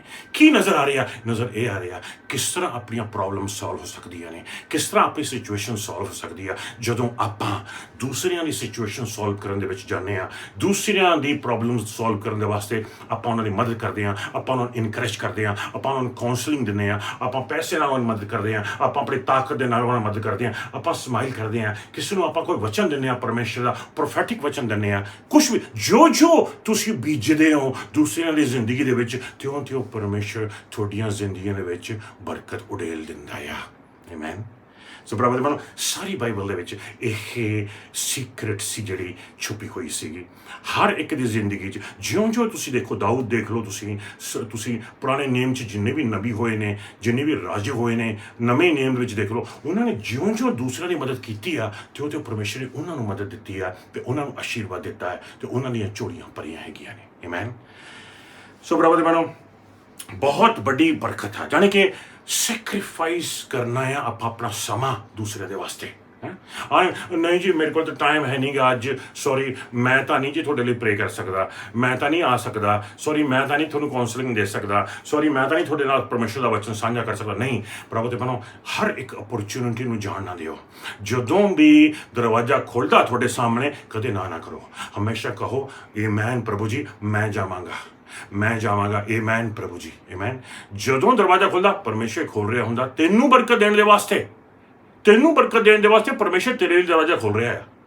ਜਦੋਂ ਤੂੰ ਉਹ ਦਰਵਾਜ਼ੇ ਤੇ ਜਾਵੇਂਗਾ ਦੂਸਰਿਆਂ ਦੀ ਮਦਦ ਕਰਨ ਵਾਸਤੇ, ਤੇ ਪਰਮੇਸ਼ਰ ਤੈਨੂੰ ਬਰਕਤ ਦੇ ਦੇਵੇਗਾ। ਆਮੇਨ। ਜਾਣੀ ਕਿ ਜਦੋਂ ਵੀ ਪਰਮੇਸ਼ਰ ਨੇ ਕੋਈ ਬਰਕਤ ਦੇਣੀ ਹੁੰਦੀ ਆ, ਪਹਿਲਾਂ ਦਰਵਾਜ਼ੇ ਖੁੱਲ੍ਹਦੇ ਨੇ ਤਾਂ ਕਿ ਤੂੰ ਦੂਜਿਆਂ ਦੇ ਵਾਸਤੇ ਵੀ ਬੀਜ। ਜਿਉਂ ਦੂਜਿਆਂ ਨੂੰ ਇਨਕਰੇਜ ਕਰ ਰਿਹਾ ਆ, ਪਰਮੇਸ਼ਰ ਤੈਨੂੰ ਇਨਕਰੇਜ ਕਰ ਰਿਹਾ। ਜਿਉਂ ਦੂਸਰੇ ਜਿਹੜੇ ਬਦੂਆਂ 'ਚ ਫਸੇ ਨੇ, ਜਿਹੜੇ ਡੀਮਨਸ ਦੇ ਵਿੱਚ ਫਸੇ ਨੇ, ਜਿਹੜੇ ਵੱਖਰੀਆਂ ਸਿਚੁਏਸ਼ਨ 'ਚ ਫਸੇ ਨੇ, ਉਹਨਾਂ ਦੇ ਪੈਰ ਸ਼ੈਤਾਨੀ ਜਾਲ ਦੇ ਵਿੱਚ ਜਕੜੇ ਹੋਏ ਨੇ, ਜਿਉਂ ਤੂੰ ਦੂਜਿਆਂ ਦੀ ਮਦਦ ਕਰ ਰਿਹਾ, ਉਹਨਾਂ ਨੂੰ ਆਜ਼ਾਦੀ ਦਿਲਾਉਣ ਦੇ ਵਾਸਤੇ, ਉਹਨਾਂ ਨੂੰ ਸ਼ਿਫਾ ਤੰਦਰੁਸਤੀ ਦਿਲਾਉਣ ਦੇ ਵਾਸਤੇ, ਕਿਉਂ ਤੇ ਪਰਮੇਸ਼ਰ ਤੇਰੇ ਪੈਰਾਂ ਦੇ ਜਾਲ ਵੀ ਖੋਲ ਰਿਹਾ ਆ। ਕਿਉਂ ਤੇ ਪਰਮੇਸ਼ਰ ਤੇਰੀਆਂ ਝੋਲੀਆਂ ਭਰ ਰਿਹਾ ਆ, ਪਰਮੇਸ਼ਰ ਤੇਰੀਆਂ ਜੇਬਾਂ ਭਰ ਰਿਹਾ ਆ, ਪਰਮੇਸ਼ਰ ਤੇਰੇ ਖਜ਼ਾਨੇ ਭਰ ਰਿਹਾ ਆ, ਪਰਮੇਸ਼ਰ ਤੇਰੇ ਬੱਚਿਆਂ ਨੂੰ ਆਪਣੇ ਵੱਲ ਨੂੰ ਖਿੱਚ ਰਿਹਾ ਆ। ਆਮੇਨ। ਪ੍ਰਭੂ ਦੇ ਬਣੋ, ਇਹ ਪਰਮੇਸ਼ਰ ਦਾ ਵਚਨ ਹੈ, ਬਹੁਤ ਵੱਡੀ ਬਰਕਤ ਵਾਲਾ ਵਚਨ, ਕਿ ਜਿਉਂ ਆਪਾਂ ਦੂਸਰਿਆਂ ਦੀ ਮਦਦ ਕਰਦੇ ਹਾਂ, ਤਿਉਂ ਪਰਮੇਸ਼ਰ ਸਾਡੀ ਮਦਦ ਕਰਦਾ ਹੈ। ਤੁਸੀਂ ਸੋਚ ਰਹੇ ਹੋਵੋਗੇ, ਵਚਨ ਕਹਿੰਦਾ ਜਿਹੜੀ ਕਿਰਪਾ ਆ ਉਹ ਕਿਰਪਾ ਲੈ ਕੇ ਆਉਂਦੀ ਹੈ। ਜਿਉਂ ਤੁਸੀਂ ਕਿਰਪਾ ਦਿਖਾਓਗੇ ਦੂਜਿਆਂ ਨੂੰ, ਗ੍ਰੇਸ ਦਿਖਾਓਗੇ ਦੂਜਿਆਂ ਨੂੰ, ਤਿਉਂ ਤੁਹਾਡੇ ਉੱਤੇ ਗ੍ਰੇਸ ਹੋਵੇਗੀ, ਤੁਹਾਡੇ ਤੇ ਕਿਰਪਾ ਹੋਏਗੀ, ਤੁਹਾਡੇ ਤੇ ਕਿਰਪਾ ਉਤਰੇਗੀ। ਵਚਨ ਆਖਦਾ ਕਿ ਜਿਹੜੀ ਕਿਰਪਾ ਆ ਤੇ ਦਇਆ ਆ, ਕਿਰਪਾ ਤੇ ਦਇਆ ਇਹ ਦੋ ਚੀਜ਼ਾਂ ਨੇ ਭਰਾਵੋ ਤੇ ਭੈਣੋ। ਇਹ ਜਦੋਂ ਆਪਾਂ ਦੂਜਿਆਂ ਨੂੰ ਦਿਖਾਉਂਦੇ ਆ, ਤਦੋਂ ਪਰਮੇਸ਼ਵਰ ਤੁਹਾਡੀ ਜ਼ਿੰਦਗੀ 'ਚ ਕਿਰਪਾ ਤੇ ਦਇਆ ਭੇਜਦਾ ਹੈ। ਆਮੇਨ। ਸੋ ਇੱਕ ਹੋਰ ਕਹਾਣੀ ਮੈਂ ਤੁਹਾਡੇ ਨਾਲ ਸਾਂਝਾ ਕਰਾਂਗਾ ਭਰਾਵੋ ਤੇ ਭੈਣੋ। ਪਰਮੇਸ਼ਵਰ ਦਾ ਵਚਨ ਆਪਾਂ ਜਾਣਦੇ ਹੀ ਹਾਂ ਉਸ ਸਾਰੀ ਕਹਾਣੀ ਨੂੰ। ਤੁਹਾਨੂੰ ਯਾਦ ਹੋਏਗਾ ਜੋਸਫ ਦੀ ਕਹਾਣੀ ਆ। ਜੋਸਫ ਛੋਟਾ ਸੀ, ਤੈਨੂੰ ਬੜੇ ਸੁਪਨੇ ਆਉਂਦੇ ਹੁੰਦੇ ਸੀਗੇ। ਉਹਦੇ ਜਿਹੜੇ ਦੋਸਤ ਸੀਗੇ ਉਹਨੂੰ ਜੈਲਸੀ ਕਰਦੇ ਸੀਗੇ, ਤੇ ਤੁਹਾਨੂੰ ਯਾਦ ਆ ਵੀ ਕਿਸ ਤਰ੍ਹਾਂ ਉਹਦੇ ਭਰਾ ਸੀਗੇ ਉਹ ਜੈਲਸੀ ਕਰਦੇ ਸੀ। ਤੇ ਤੁਹਾਨੂੰ ਯਾਦ ਹੋਵੇਗਾ ਜਿਹੜੇ ਭਰਾ ਸੀਗੇ ਉਹ ਕਿੱਦਾਂ ਉਹਨਾਂ ਨੇ ਉਹਨੂੰ ਖੂਹ 'ਚ ਛੱਡ ਦਿੱਤਾ, ਤੇ ਫਿਰ ਕੁਛ ਦਿਨਾਂ ਤੋਂ ਬਾਅਦ ਉਹਨੂੰ ਖੂਹ ਦੇ ਵਿੱਚੋਂ ਕੱਢ ਕੇ ਉਹਨੂੰ ਵੇਚ ਦਿੱਤਾ, ਤੇ ਫਿਰ ਉਹਨੂੰ ਕੈਦੀ ਬਣਾ ਕੇ ਲੈ ਕੇ ਚਲੇ ਗਏ ਮਿਸਰ ਦੇ ਵਿੱਚ। ਤੇ ਤੁਹਾਨੂੰ ਯਾਦ ਹੋਵੇਗਾ ਵੀ ਮਿਸਟਰ ਪੋਟੀਫਰ ਸੀ ਜਿਹੜਾ, ਉਹਦੇ ਘਰ ਦੇ ਵਿੱਚ ਉਹਨੇ ਕੰਮ ਕੀਤਾ ਤਕਰੀਬਨ 2 ਸਾਲ। ਹੁਣ ਦੇਖਣ ਵਾਲੀ ਗੱਲ ਇਹ ਹੈਗੀ ਆ, ਕਦੇ ਵੀ ਜੋਸਫ ਦੇ ਮੂੰਹ ਦੇ ਵਿੱਚੋਂ ਕੋਈ ਨੈਗੇਟਿਵ ਚੀਜ਼ ਨਜ਼ਰ ਨਹੀਂ ਆਏ। ਜੋਸਫ ਨੇ ਕਿਹਾ, ਹਾਏ ਮੈਂ ਕਿਹੜੇ ਘਰਾਣੇ 'ਚ ਪੈਦਾ ਹੋ ਗਿਆ ਮੈਨੂੰ ਕੈਸੇ ਭਰਾ ਮਿਲੇ ਮੈਨੂੰ ਕੈਸੇ ਭੈਣ ਭਰਾ ਮਿਲੇ ਜਿਨ੍ਹਾਂ ਨੇ ਮੈਨੂੰ ਖੂਹ 'ਚ ਧੱਕਾ ਦੇ ਦਿੱਤਾ। ਤੁਹਾਡੇ ਨਾਲ ਕਦੇ ਹੋਇਆ ਕਿਸੇ ਨਾਲ ਵੀ ਤੁਹਾਡੇ ਭੈਣ ਭਰਾਵਾਂ ਨੇ ਤੁਹਾਨੂੰ ਖੂਹ 'ਚ ਧੱਕਾ ਦਿੱਤਾ ਹੋਵੇ? ਨਹੀਂ ਹੋਇਆ, ਜੋਸਫ ਨਾਲ ਹੋਇਆ ਸੀ। ਲੇਕਿਨ ਫਿਰ ਵੀ ਜੋਸਫ ਦੇ ਮੂੰਹ 'ਚੋਂ ਕਦੇ ਵੀ ਇੱਕ ਵਾਰ ਵੀ ਨੈਗੇਟਿਵ ਨਹੀਂ ਨਿਕਲਿਆ। ਜੋਸਫ ਨੇ ਆਪਣੇ ਭਰਾਵਾਂ ਨੂੰ ਇੱਕ ਵਾਰ ਵੀ ਕਰਸ ਨਹੀਂ ਕੀਤਾ, ਇੱਕ ਵਾਰ ਵੀ ਨਹੀਂ ਕਿਹਾ ਵੀ ਕਿੱਦਾਂ ਦੇ ਭਰਾ ਹੋਣ, ਐਸੇ ਭਰਾ ਤਾਂ ਕਿਸੇ ਦੇ ਘਰਾਂ 'ਚ ਪੈਦਾ ਨਾ ਹੋਣ, ਕਦੇ ਵੀ ਨਹੀਂ। ਜੋਸਫ ਹਮੇਸ਼ਾ ਰੱਬ ਦੀ ਵਡਿਆਈ ਕਰ ਰਿਹਾ ਆ, ਰੱਬ ਦੀ ਮਹਿਮਾ ਕਰ ਰਿਹਾ ਆ, ਰੱਬ ਨੂੰ ਜਲਾਲ ਦੇ ਰਿਹਾ ਆ। ਕਿਸ ਤਰ੍ਹਾਂ ਉਹਨਾਂ ਨੇ ਵੇਚਤਾ। ਸੋਚੋ ਤੁਸੀਂ, ਕਦੇ ਕਿਸੇ ਨੂੰ ਕਿਸੇ ਭਰਾਵਾਂ ਨੇ ਭੈਣਾਂ ਨੇ ਵੇਚਿਆ ਕਿਸੇ ਨੂੰ ਕਦੇ ਆਪਣੀਆਂ ਜ਼ਿੰਦਗੀਆਂ ਵਿੱਚ? ਕੋਈ ਨਜ਼ਰ ਆਇਆ ਇੱਦਾਂ ਦਾ? ਨਹੀਂ। ਜੋਸਫ ਦੇ ਭਰਾਵਾਂ ਨੇ ਉਹਨੂੰ ਵੇਚਤਾ ਸੀ। ਹੁਣ ਆਇਆ ਜਦੋਂ ਪੋਟੀਫਰ ਦੇ ਘਰ ਦੇ ਵਿੱਚ ਆ ਕੇ, ਪੋਟੀਫਰ ਦੇ ਘਰ ਦੇ ਵਿੱਚ ਜਿਹੜਾ ਵੀ ਗਿਆਨ ਉਹਨੇ ਪ੍ਰਾਪਤ ਕੀਤਾ ਸੀ, ਜਿਹੜੀ ਵੀ ਇੰਟੈਲੀਜੈਂਸ ਸੀ ਉਹਦੇ ਕੋਲ ਸੀ, ਜਿਹੜਾ ਵੀ ਉਹ ਕੁਛ ਪੜ੍ਹਿਆ ਹੋਇਆ ਸੀਗਾ, ਜਿੰਨਾ ਕੁਛ ਉਹਨੂੰ ਪਤਾ ਸੀ, ਉਹਨੇ ਆ ਨਹੀਂ ਆਖਿਆ, ਉਹਨੇ ਕਿਹਾ ਨਹੀਂ ਕਿ ਵੀ ਹਾਏ ਮੇਰੀ ਕਿੱਦਾਂ ਦੀ ਜ਼ਿੰਦਗੀ ਆ, ਮੇਰਾ ਤਾਂ ਘਰ ਹੀ ਲੁੱਟ ਗਿਆ, ਮੈਨੂੰ ਵੇਚ ਦਿੱਤਾ ਗਿਆ, ਮੈਂ ਤਾਂ ਇੱਥੇ ਕੈਦੀ ਬਣਾ ਕੇ ਆ ਗਿਆ ਹੈਗਾ ਆ, ਮੈਂ ਤਾਂ ਬੰਧਨਾਂ 'ਚ ਫਸਿਆ ਹੋਇਆ ਆ, ਮੇਰੇ ਪੈਰਾਂ 'ਚ ਬੇੜੀਆਂ ਨੇ, ਹੱਥਾਂ 'ਚ ਬੇੜੀਆਂ ਨੇ, ਮੈਂ ਤਾਂ ਜਕੜਿਆ ਹੋਇਆ ਆ। ਮੈਂ ਕੀ ਮਦਦ ਕਰ ਸਕਦਾ ਕਿਸੇ ਦੀ? ਮੈਂ ਤਾਂ ਆਪ ਜਕੜਿਆ ਹੋਇਆ ਆ, ਮੈਂ ਦੂਜਿਆਂ ਦੀ ਕੀ ਮਦਦ ਕਰ ਸਕਦਾ? ਮੇਰੇ ਤਾਂ ਆਪ ਪੈਰਾਂ 'ਚ ਬੇੜੀਆਂ ਪਈਆਂ ਹੋਈਆਂ ਨੇ, ਮੈਂ ਦੂਜਿਆਂ ਦੀ ਮਦਦ ਕਿੱਦਾਂ ਕਰ ਸਕਦਾ ਆ ਨਹੀਂ ਆਖਿਆ ਜੋਸਫ ਨੇ। ਜੋਸਫ ਨੂੰ ਪਤਾ ਸੀਗਾ ਪ੍ਰਭੂ ਦੇ ਭੈਣੋ ਕਿ ਪਰਮੇਸ਼ਰ ਦਾ ਵਚਨ ਕਲੀਅਰਲੀ ਕਹਿੰਦਾ ਆ, ਜੇ ਤੂੰ ਬੀਜੇਗਾ ਤੂੰ ਕੱਟੇਗਾ। ਜੋਸਫ ਹਮੇਸ਼ਾ ਲਗਾਤਾਰ ਬੀਜਦਾ ਰਿਹਾ। ਪੈਸਾ ਹੈ ਨਹੀਂ ਸੀ ਉਹਦੇ ਕੋਲੇ, ਲੇਕਿਨ ਜੋ ਕੁਝ ਵੀ ਸੀ ਉਹ ਉਹੀ ਦਿੰਦਾ ਰਿਹਾ। ਪੋਟੀਫਰ ਦੇ ਘਰ ਦੇ ਵਿੱਚ ਮਿਸਟਰ ਪੋਟੀਫਰ ਜਿਹੜਾ ਸੀਗਾ, 2 ਸਾਲ ਦੇ ਵਿੱਚ ਉਹ ਉੱਥੇ ਦਾ ਮੇਨ ਤਕਰੀਬਨ ਐਡਮਿਨਿਸਟ੍ਰੇਟਰ ਬਣ ਗਿਆ। 2 ਸਾਲ ਦੇ ਵਿੱਚ ਉਹਨੇ ਮਿਸਟਰ ਪੋਟੀਫਰ ਦੇ ਘਰ ਦੇ ਵਿੱਚ ਉਹ ਸਾਰੇ ਘਰ ਦਾ ਜਿਹੜਾ ਠੇਕਾ ਸੀ ਉਹਨੇ ਆਪਣੇ ਹੱਥ ਵਿੱਚ ਲਿਆ, ਜਾਣੀ ਕਿ ਉਹ ਠੇਕਾ ਉਹਨੂੰ ਦੇਤਾ ਸੀ ਪੋਟੀਫਰ ਨੇ। ਦੇਖ ਕੇ ਇਹਨੂੰ ਇਹ ਜੋ ਵੀ ਕੁਝ ਕਰ ਰਿਹਾ ਸੀ ਉਹਦੇ ਕੰਮਾਂ ਦੇ ਵਿੱਚ, ਉਹਦੇ ਪੈਸੇ ਦੇ ਵਿੱਚ, ਉਹਦੇ ਜਿਹੜੇ ਵੀ ਸੋਲਜਰਸ ਉਸਦੇ ਨਾਲ ਸੀਗੇ ਕੰਮ ਕਰਦੇ, ਉਹ ਜਿਹੜਾ ਵੀ ਜਿਹਦਾ ਖੇਤੀਬਾੜੀ ਸੀ ਉਹਦੀ, ਜੋ ਕੁਝ ਵੀ ਕੰਮ ਸੀਗੇ, ਘਰ ਉਹਦਾ, ਘਰ ਬਾਹਰ, ਸਭ ਕੁਝ ਉਹਨੇ ਚਮਕਾਤਾ ਸੀ। ਸਾਰੇ ਕਹਿ ਲਓ ਇੱਕਦਮ ਆਰਡਰ ਦੇ ਵਿੱਚ ਕਰਤਾ ਸੀਗਾ। ਇੰਨੀ ਮਦਦ ਕੀਤੀ ਉਹਨੇ, 2 ਸਾਲ ਕਹਿ ਲਓ ਕਿ ਕੰਮ ਕੀਤਾ, ਦਿੱਤਾ ਉਹਨੇ, ਬੀਜਿਆ, ਇਹਦੀ ਵੀ ਸੇਵਾ ਕਰ, ਉਹਦੀ ਵੀ ਸੇਵਾ ਕਰ, ਹੈ 2 ਸਾਲ ਦੇ ਵਿੱਚ ਜਿਹੜਾ ਵੀ ਆਉਂਦਾ ਸੀ ਹੈਰਾਨ ਰਹਿ ਜਾਂਦਾ ਸੀ ਵੀ ਵਾਓ ਜ਼ਬਰਦਸਤ, ਕਿੰਨੀ ਤਰੱਕੀ ਉਹਨੂੰ ਤਰੱਕੀ ਮਿਲ ਰਹੀ ਸੀਗੀ ਪੋਟੀਫਰ ਨੂੰ ਲਗਾਤਾਰ, ਇੱਥੇ ਦੇਖ ਕੇ ਫਰਾਉਨ ਤੱਕ ਪਹੁੰਚ ਗਿਆ ਸੀਗਾ ਉਹ। ਲੇਕਿਨ 2 ਸਾਲ ਤੋਂ ਬਾਅਦ ਤੁਹਾਨੂੰ ਯਾਦ ਆ ਮਿਸਿਸ ਪੋਟੀਫਰਨੀ ਨੇ ਉਹਦੇ ਨਾਲ ਧੋਖਾ ਕੀਤਾ ਤੇ ਉਹਨੂੰ ਆਪਣੇ ਜਾਲ ਦੇ ਵਿੱਚ ਫਸਾਉਣ ਦੀ ਕੋਸ਼ਿਸ਼ ਕੀਤੀ, ਲੇਕਿਨ ਫਿਰ ਵੀ ਉਹ ਆਗਿਆਕਾਰੀ ਰਿਹਾ ਤੇ ਵਚਨ ਆਖਦਾ ਆ ਕਿ ਜੋ ਕੁਝ ਵੀ ਹੋਇਆ ਤੁਹਾਨੂੰ ਪਤਾ ਆ, ਪੁਲਿਸ ਆ ਗਈ ਤੇ ਕਹਿ ਲਓ ਕਿ ਫੜ ਕੇ ਉਹਨੂੰ ਜੇਲ੍ਹ ਕਰ ਦਿੱਤਾ ਗਿਆ, ਲੇਕਿਨ ਉਹਦੀ ਜਾਨ ਬਖਸ਼ ਦਿੱਤੀ ਗਈ। ਦੇਖ ਲਓ ਤੁਸੀਂ, ਬਹੁਤ ਜ਼ਬਰਦਸਤ ਗੱਲ ਹੈ, ਜਾਨ ਬਖਸ਼ ਦਿੱਤੀ ਗਈ ਲੇਕਿਨ ਜੇਲ੍ਹ ਚਲਾ ਗਿਆ। ਹੁਣ ਸੋਚੋ ਆਪੇ, ਉਹ ਸੋਚ ਸਕਦਾ ਸੀਗਾ ਲੈ 2 ਸਾਲ ਮੈਂ ਇਹਨਾਂ ਦੀ ਸੇਵਾ ਕੀਤੀ ਔਰ ਰੱਬਾ ਮੈਨੂੰ ਕੀ ਮਿਲਿਆ, 2 ਸਾਲ ਮੈਂ ਇੱਥੇ ਸੇਵਾ ਕੀਤੀ, 2 ਸਾਲ ਮੈਂ ਥੱਕ ਗਿਆ ਇਹਨਾਂ ਦੀ ਮਦਦ ਕਰਦੇ ਆ ਵੀ ਕਰ ਉਹ ਵੀ ਕਰ 2 ਸਾਲ, ਲੇਕਿਨ ਐਂਡ ਕੀ ਹੋਇਆ, ਜੇਲ੍ਹ ਹੋ ਗਈ ਮੈਨੂੰ। ਹੁਣ ਜੇਲ੍ਹ ਦੇ ਵਿੱਚ ਸੋਚੋ ਤੁਸੀਂ, ਨਾ ਖਾਣ ਨੂੰ ਚੰਗੀ ਤਰ੍ਹਾਂ ਮਿਲੇ, ਨਾ ਪੀਣ ਨੂੰ ਚੰਗੀ ਤਰ੍ਹਾਂ ਮਿਲੇ, ਦੁਬਾਰਾ ਫਿਰ ਹੱਥਾਂ 'ਚ ਹੱਥਕੜੀਆਂ, ਪੈਰਾਂ 'ਚ ਬੇੜੀਆਂ, ਲੇਕਿਨ ਫਿਰ ਵੀ ਜੋਸਫ ਜੋ ਕੁਝ ਵੀ ਉਹਦੇ ਕੋਲ ਸੀ ਉਹ ਵੰਡਦਾ ਹੀ ਰਿਹਾ, ਉਹ ਬੀਜਦਾ ਹੀ ਰਿਹਾ। 2 ਸਾਲ ਜੇਲ੍ਹ 'ਚ ਰਹਿਣ ਤੋਂ ਬਾਅਦ ਉੱਥੇ ਕੋਈ ਲੋਕ ਸੀਗੇ, ਕੋਈ ਖਾਸ 2 ਮਨੁੱਖ ਸੀਗੇ, ਉਹਨਾਂ ਨੂੰ ਸੁਪਨੇ ਆਏ, ਹੈਰਾਨ ਰਹਿ ਗਏ ਉਹ ਸੁਪਨਿਆਂ ਦੇ ਨਾਲ, ਪਰੇਸ਼ਾਨ ਹੋਏ ਸੁਪਨਿਆਂ ਦੇ ਨਾਲ, ਤੇ ਮੈਨੂੰ ਇੱਦਾਂ ਦਾ ਸੁਪਨਾ ਆਇਆ, ਸ਼ਾਇਦ ਇੱਕ ਕੰਬੀ ਆਵੇ ਸੁਪਨੇ ਦੇ ਨਾਲ, ਦੂਸਰਾ ਵੀ ਕੰਬੀ ਜਾਵੇ ਸੁਪਨੇ ਦੇ ਨਾਲ। ਹੁਣ ਜੋਸਫ ਜੇ ਕੋਈ ਹੋਰ ਇੱਦਾਂ ਦਾ ਮਨੁੱਖ ਹੁੰਦਾ, ਕਹਿੰਦਾ ਗਿਫਟ ਸੀਗਾ ਉਹਦੇ ਕੋਲੇ ਬਹੁਤ ਵੱਡਾ, ਉਹ ਸੁਪਨੇ ਇੰਟਰਪ੍ਰੇਟ ਕਰ ਸਕਦਾ ਸੀ, ਸੁਪਨਿਆਂ ਦਾ ਮਤਲਬ ਦੱਸ ਸਕਦਾ ਸੀ, ਐਸਾ ਗਿਫਟ ਸੀਗਾ ਦਿੱਤਾ ਪਰਮੇਸ਼ਰ ਨੇ ਉਹਨੂੰ, ਕਿਉਂਕਿ ਸ਼ੁਰੂ ਤੋਂ ਲੈ ਕੇ ਉਹਨੂੰ ਸੁਪਨੇ ਆ ਰਹੇ ਸੀਗੇ। ਲੇਕਿਨ ਉਹਨੇ ਆ ਨਹੀਂ ਆਖਿਆ ਕਿ ਨਹੀਂ ਮੇਰੇ ਨਾਲ ਤਾਂ ਬਹੁਤ ਖੁਸ਼ ਹੈ, ਮੈਂ ਥੱਕ ਗਿਆ, ਹੁਣ ਤੁਸੀਂ ਆਪੇ ਜਾਣੋ, ਆਪੇ ਹੀ ਤੁਸੀਂ ਇੰਟਰਪ੍ਰੇਟ ਕਰੋ ਆਪਣੇ ਸੁਪਨੇ, ਮੈਨੂੰ ਨਹੀਂ ਦੱਸਣ ਦੀ ਲੋੜ। ਨਹੀਂ, ਉਹਨੂੰ ਪਤਾ ਸੀਗਾ ਕਿ ਉਹਦੇ ਕੋਲ ਗਿਫਟਿੰਗ ਆ, ਉਹਨੂੰ ਪਤਾ ਸੀ ਵੀ ਉਹਦੇ ਕੋਲੇ ਖਜ਼ਾਨਾ ਆ, ਉਹਦੇ ਕੋਲੇ ਸਮਝ ਹੈ, ਉਹਦੇ ਕੋਲੇ ਗਿਆਨ ਹੈ। ਉਸ ਸਮੇਂ ਪਰਮੇਸ਼ਰ ਦਾ ਵਚਨ ਕਹਿੰਦਾ ਕਿ ਉਹਨੇ ਆਖਿਆ ਜੇ ਤੁਸੀਂ ਚਾਹੋ ਮੈਂ ਤੁਹਾਡੇ ਸੁਪਨਿਆਂ ਦਾ ਤਰਜਮਾ ਕਰ ਸਕਦਾ ਹਾਂ।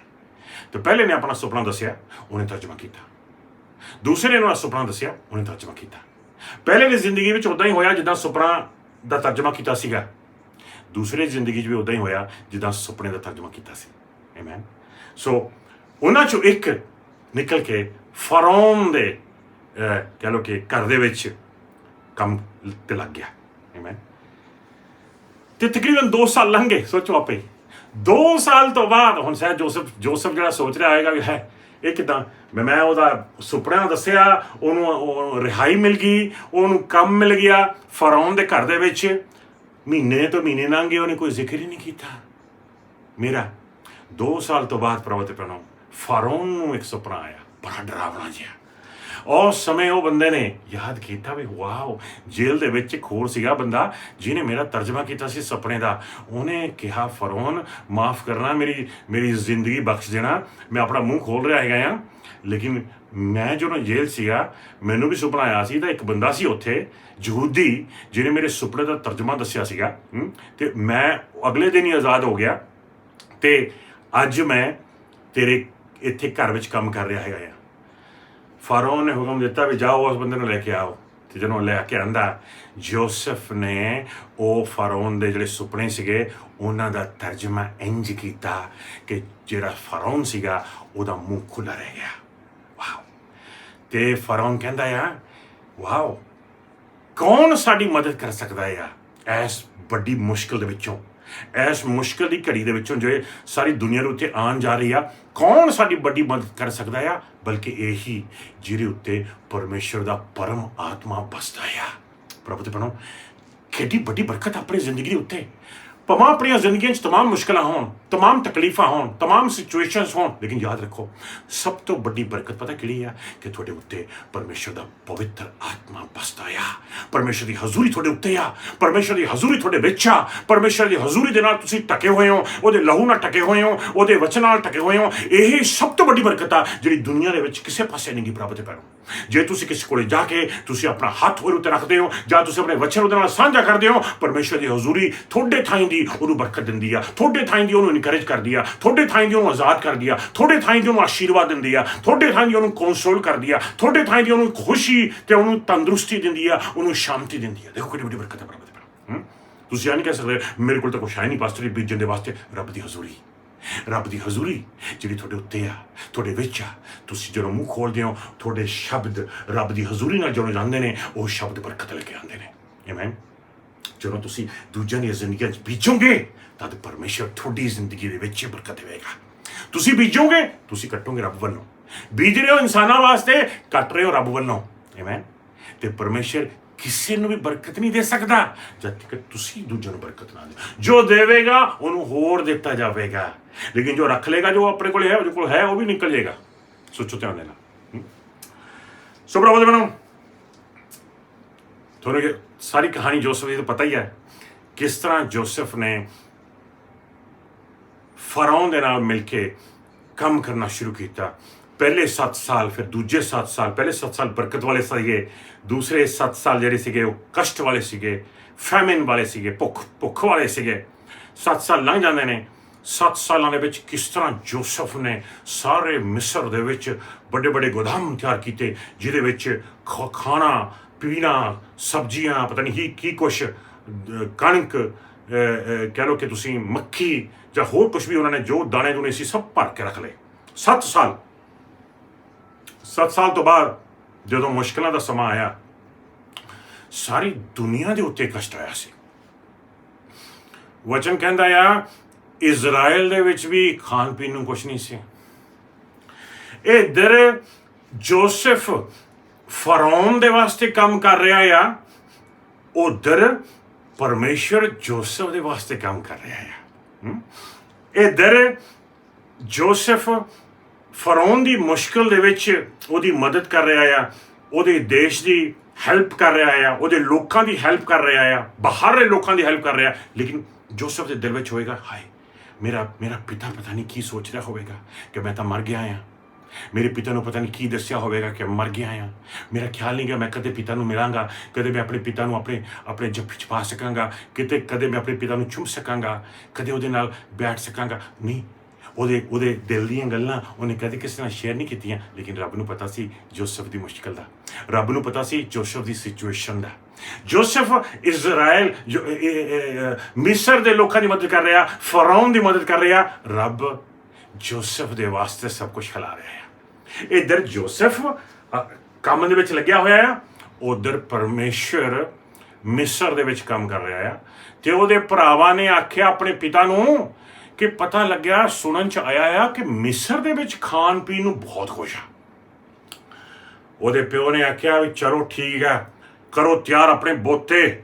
ਤੇ ਸਾਰੇ ਜਾਣੇ ਆਪਣੇ ਬੋਤੇ ਤਿਆਰ ਕਰ ਰਹੇ ਨੇ। ਉਹਦੇ ਭਰਾ ਜਿਹੜੇ ਸੀਗੇ 10-11 ਬੋਤੇ ਤਿਆਰ ਕਰ ਰਹੇ ਨੇ ਮਿਸਰ ਨੂੰ ਜਾਣ ਦੇ ਵਾਸਤੇ, ਤਾਂ ਕਿ ਉੱਥੋਂ ਕੁਝ ਸਮਾਨ ਖਾਣ ਨੂੰ ਪੀਣ ਨੂੰ ਖਰੀਦ ਕੇ ਲੈ ਕੇ ਆ ਸਕਣ। ਇੱਧਰ ਜੋਸਫ ਕੰਮ ਕਰ ਰਿਹਾ ਆ, ਉਧਰ ਬੋਤੇ ਆ ਰਹੇ ਨੇ।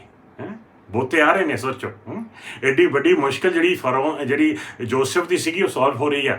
ਪਰਮੇਸ਼ਰ ਉਹਦੇ ਵਾਸਤੇ ਕੰਮ ਕਰ ਰਿਹਾ ਆ। ਪਰਮੇਸ਼ਰ ਜੋਸਫ ਦੇ ਦਿਲ ਵਾਸਤੇ ਕੰਮ ਕਰ ਰਿਹਾ। ਜੋਸਫ ਦੇ ਜਿਹੜੇ ਡ੍ਰੀਮ ਸੀਗੇ, ਜੋਸਫ ਦੀਆਂ ਜਿਹੜੀਆਂ ਖੁਆਇਸ਼ਾਂ ਸੀਗੀਆਂ, ਜੋਸਫ ਦੀ ਜਿਹੜੀ ਤਮੰਨਾ ਸੀ ਵੀ ਆਪਣੇ ਪਿਤਾ ਦੇ ਨਾਲ ਕਦੇ ਦੇਖੇਗਾ ਪਿਤਾ ਨੂੰ ਦੁਬਾਰਾ, ਉਹਦੇ ਵਾਸਤੇ ਕੰਮ ਕਰ ਰਿਹਾ ਆ।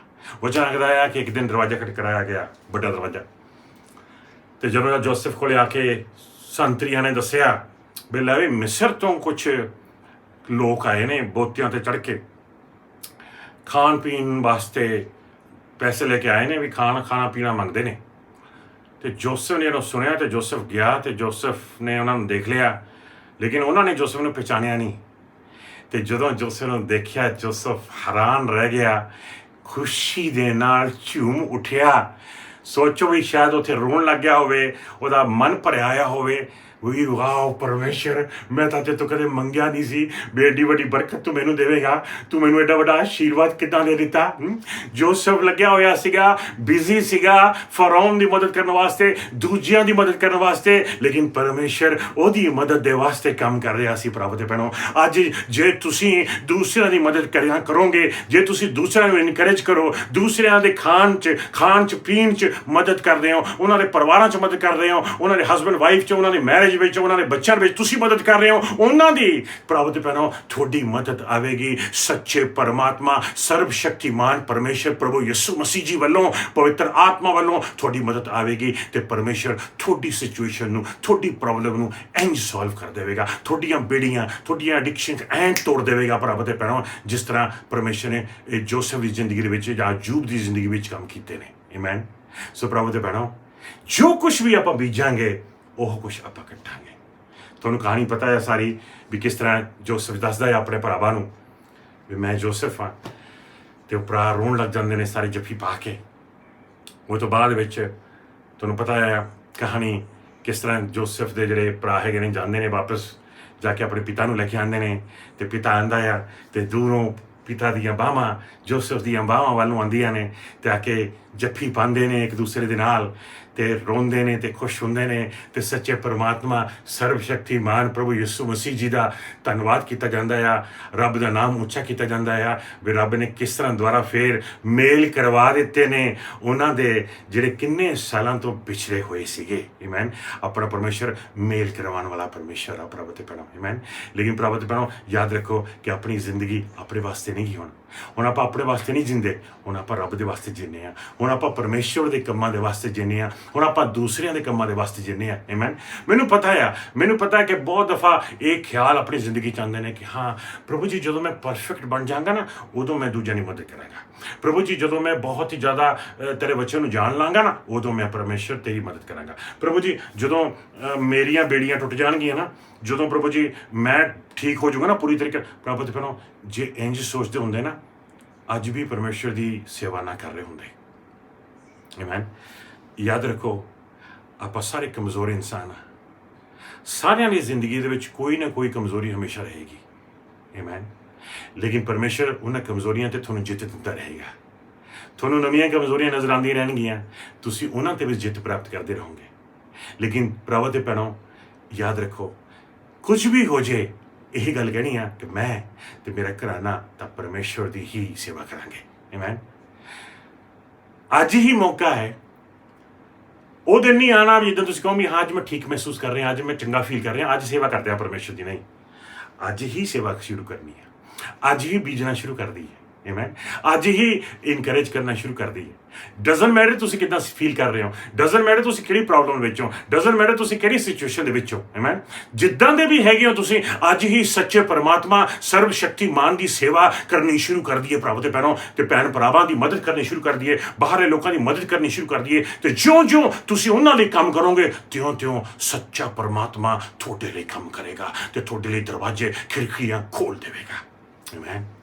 ਇਹ ਭਰਾਵੋ ਤੇ ਭੈਣੋ ਪਰਮੇਸ਼ਰ ਦਾ ਵਚਨ ਆਪਾਂ ਨੂੰ ਦੱਸਦਾ ਹੈ, ਆਪਾਂ ਨੂੰ ਆਸ਼ੀਰਵਾਦ ਦਿੰਦਾ ਹੈ ਇਸ ਤਰੀਕੇ ਦੇ ਨਾਲ। ਆਮੇਨ। ਜਦੋਂ ਤੁਸੀਂ ਦੂਸਰਿਆਂ ਨੂੰ ਚਮਕਾ ਰਹੇ ਹੋ ਪਰਮੇਸ਼ਰ ਤੁਹਾਨੂੰ ਚਮਕਾਵੇਗਾ। ਜਦੋਂ ਤੁਸੀਂ ਦੂਜਿਆਂ ਨੂੰ ਇਨਕਰੇਜ ਕਰ ਰਹੇ ਹੋ ਪਰਮੇਸ਼ਰ ਤੁਹਾਨੂੰ ਇਨਕਰੇਜ ਕਰੇਗਾ। ਜਦੋਂ ਤੁਸੀਂ ਦੂਜਿਆਂ ਦੇ ਲਈ ਦਰਵਾਜ਼ੇ ਖੋਲ ਰਹੇ ਹੋ ਪਰਮੇਸ਼ਰ ਤੁਹਾਡੇ ਲਈ ਦਰਵਾਜ਼ੇ ਖੋਲੇਗਾ। ਜਦੋਂ ਤੁਸੀਂ ਦੂਜਿਆਂ ਦੀ ਖਿੜਕੀਆਂ ਖੋਲ ਰਹੇ ਹੋ, ਦੂਸਰਿਆਂ ਨੂੰ ਤੁਸੀਂ ਬਰਕਤਾਂ ਦੇ ਰਹੇ ਹੋ, ਆਸ਼ੀਰਵਾਦ ਦੇ ਰਹੇ ਹੋ, ਪਰਮੇਸ਼ਰ ਤੁਹਾਨੂੰ ਬਰਕਤ ਦੇਵੇਗਾ, ਤੁਹਾਨੂੰ ਆਸ਼ੀਰਵਾਦ ਦੇਵੇਗਾ ਤੇ ਤੁਹਾਡੇ ਲਈ ਖਿੜਕੀਆਂ ਜਿਹੜੀਆਂ ਨੇ ਉਹ ਖੁੱਲਣਗੀਆਂ। ਪ੍ਰਭੂ ਦੇ ਭੈਣੋ ਪਰਮੇਸ਼ਰ ਦਾ ਵਚਨ ਆਪਾਂ ਨੂੰ ਇਹੀ ਦੱਸਦਾ ਆ। ਆਮੇਨ। ਸੋ ਪ੍ਰਭੂ ਦੇ ਭੈਣੋ ਨੈਗੇਟਿਵ ਨਾਲ ਜ਼ਿੰਦਗੀ ਬਤੀਤ ਕਰੀਏ, ਮਰ ਗਿਆ ਵੇ ਮਾਰਤਾ ਵੇ ਨਹੀਂ। ਆਮੇਨ। ਬਲਕਿ ਜੋਸਫ ਦੀ ਜ਼ਿੰਦਗੀ ਤੋਂ ਸੁਣੀਏ, ਜੋਸਫ ਦੀ ਜ਼ਿੰਦਗੀ ਤੋਂ ਸਿੱਖੀਏ। ਆਮੇਨ। ਉਹਦੇ ਮੂੰਹ ਚੋਂ ਕਦੇ ਵੀ ਕੋਈ ਨੈਗੇਟਿਵ ਚੀਜ਼ ਨਹੀਂ ਨਿਕਲੀ। ਆਮੇਨ। ਹਮੇਸ਼ਾ ਪਰਮੇਸ਼ਰ ਦਾ ਨਾਮ ਹੀ ਉਹਨੇ ਉੱਚਾ ਕੀਤਾ ਹੈ। ਆਮੇਨ। ਨਾ ਤੁਸੀਂ ਸੋਚੋ ਹਮੇਸ਼ਾ ਕਈ ਲੋਕ ਹਮੇਸ਼ਾ ਕਹਿ ਲਓ ਕਿ ਮੁਰਮੁਰਿੰਗ ਕਰਦੇ ਰਹਿੰਦੇ ਨੇ, ਨੈਗੇਟਿਵ ਹੀ ਬੋਲਦੇ ਨੇ, ਕੰਪਲੇਂਟ ਹੀ ਕਰਦੇ ਫਿਰਦੇ ਨੇ। ਪ੍ਰਭੂ ਦੇ ਭੈਣੋ ਪ੍ਰਭੂ ਦਾ ਵਚਨ ਆਪਾਂ ਨੂੰ ਇਹ ਨਹੀਂ ਸਿਖਾਉਂਦਾ। ਆਮੇਨ।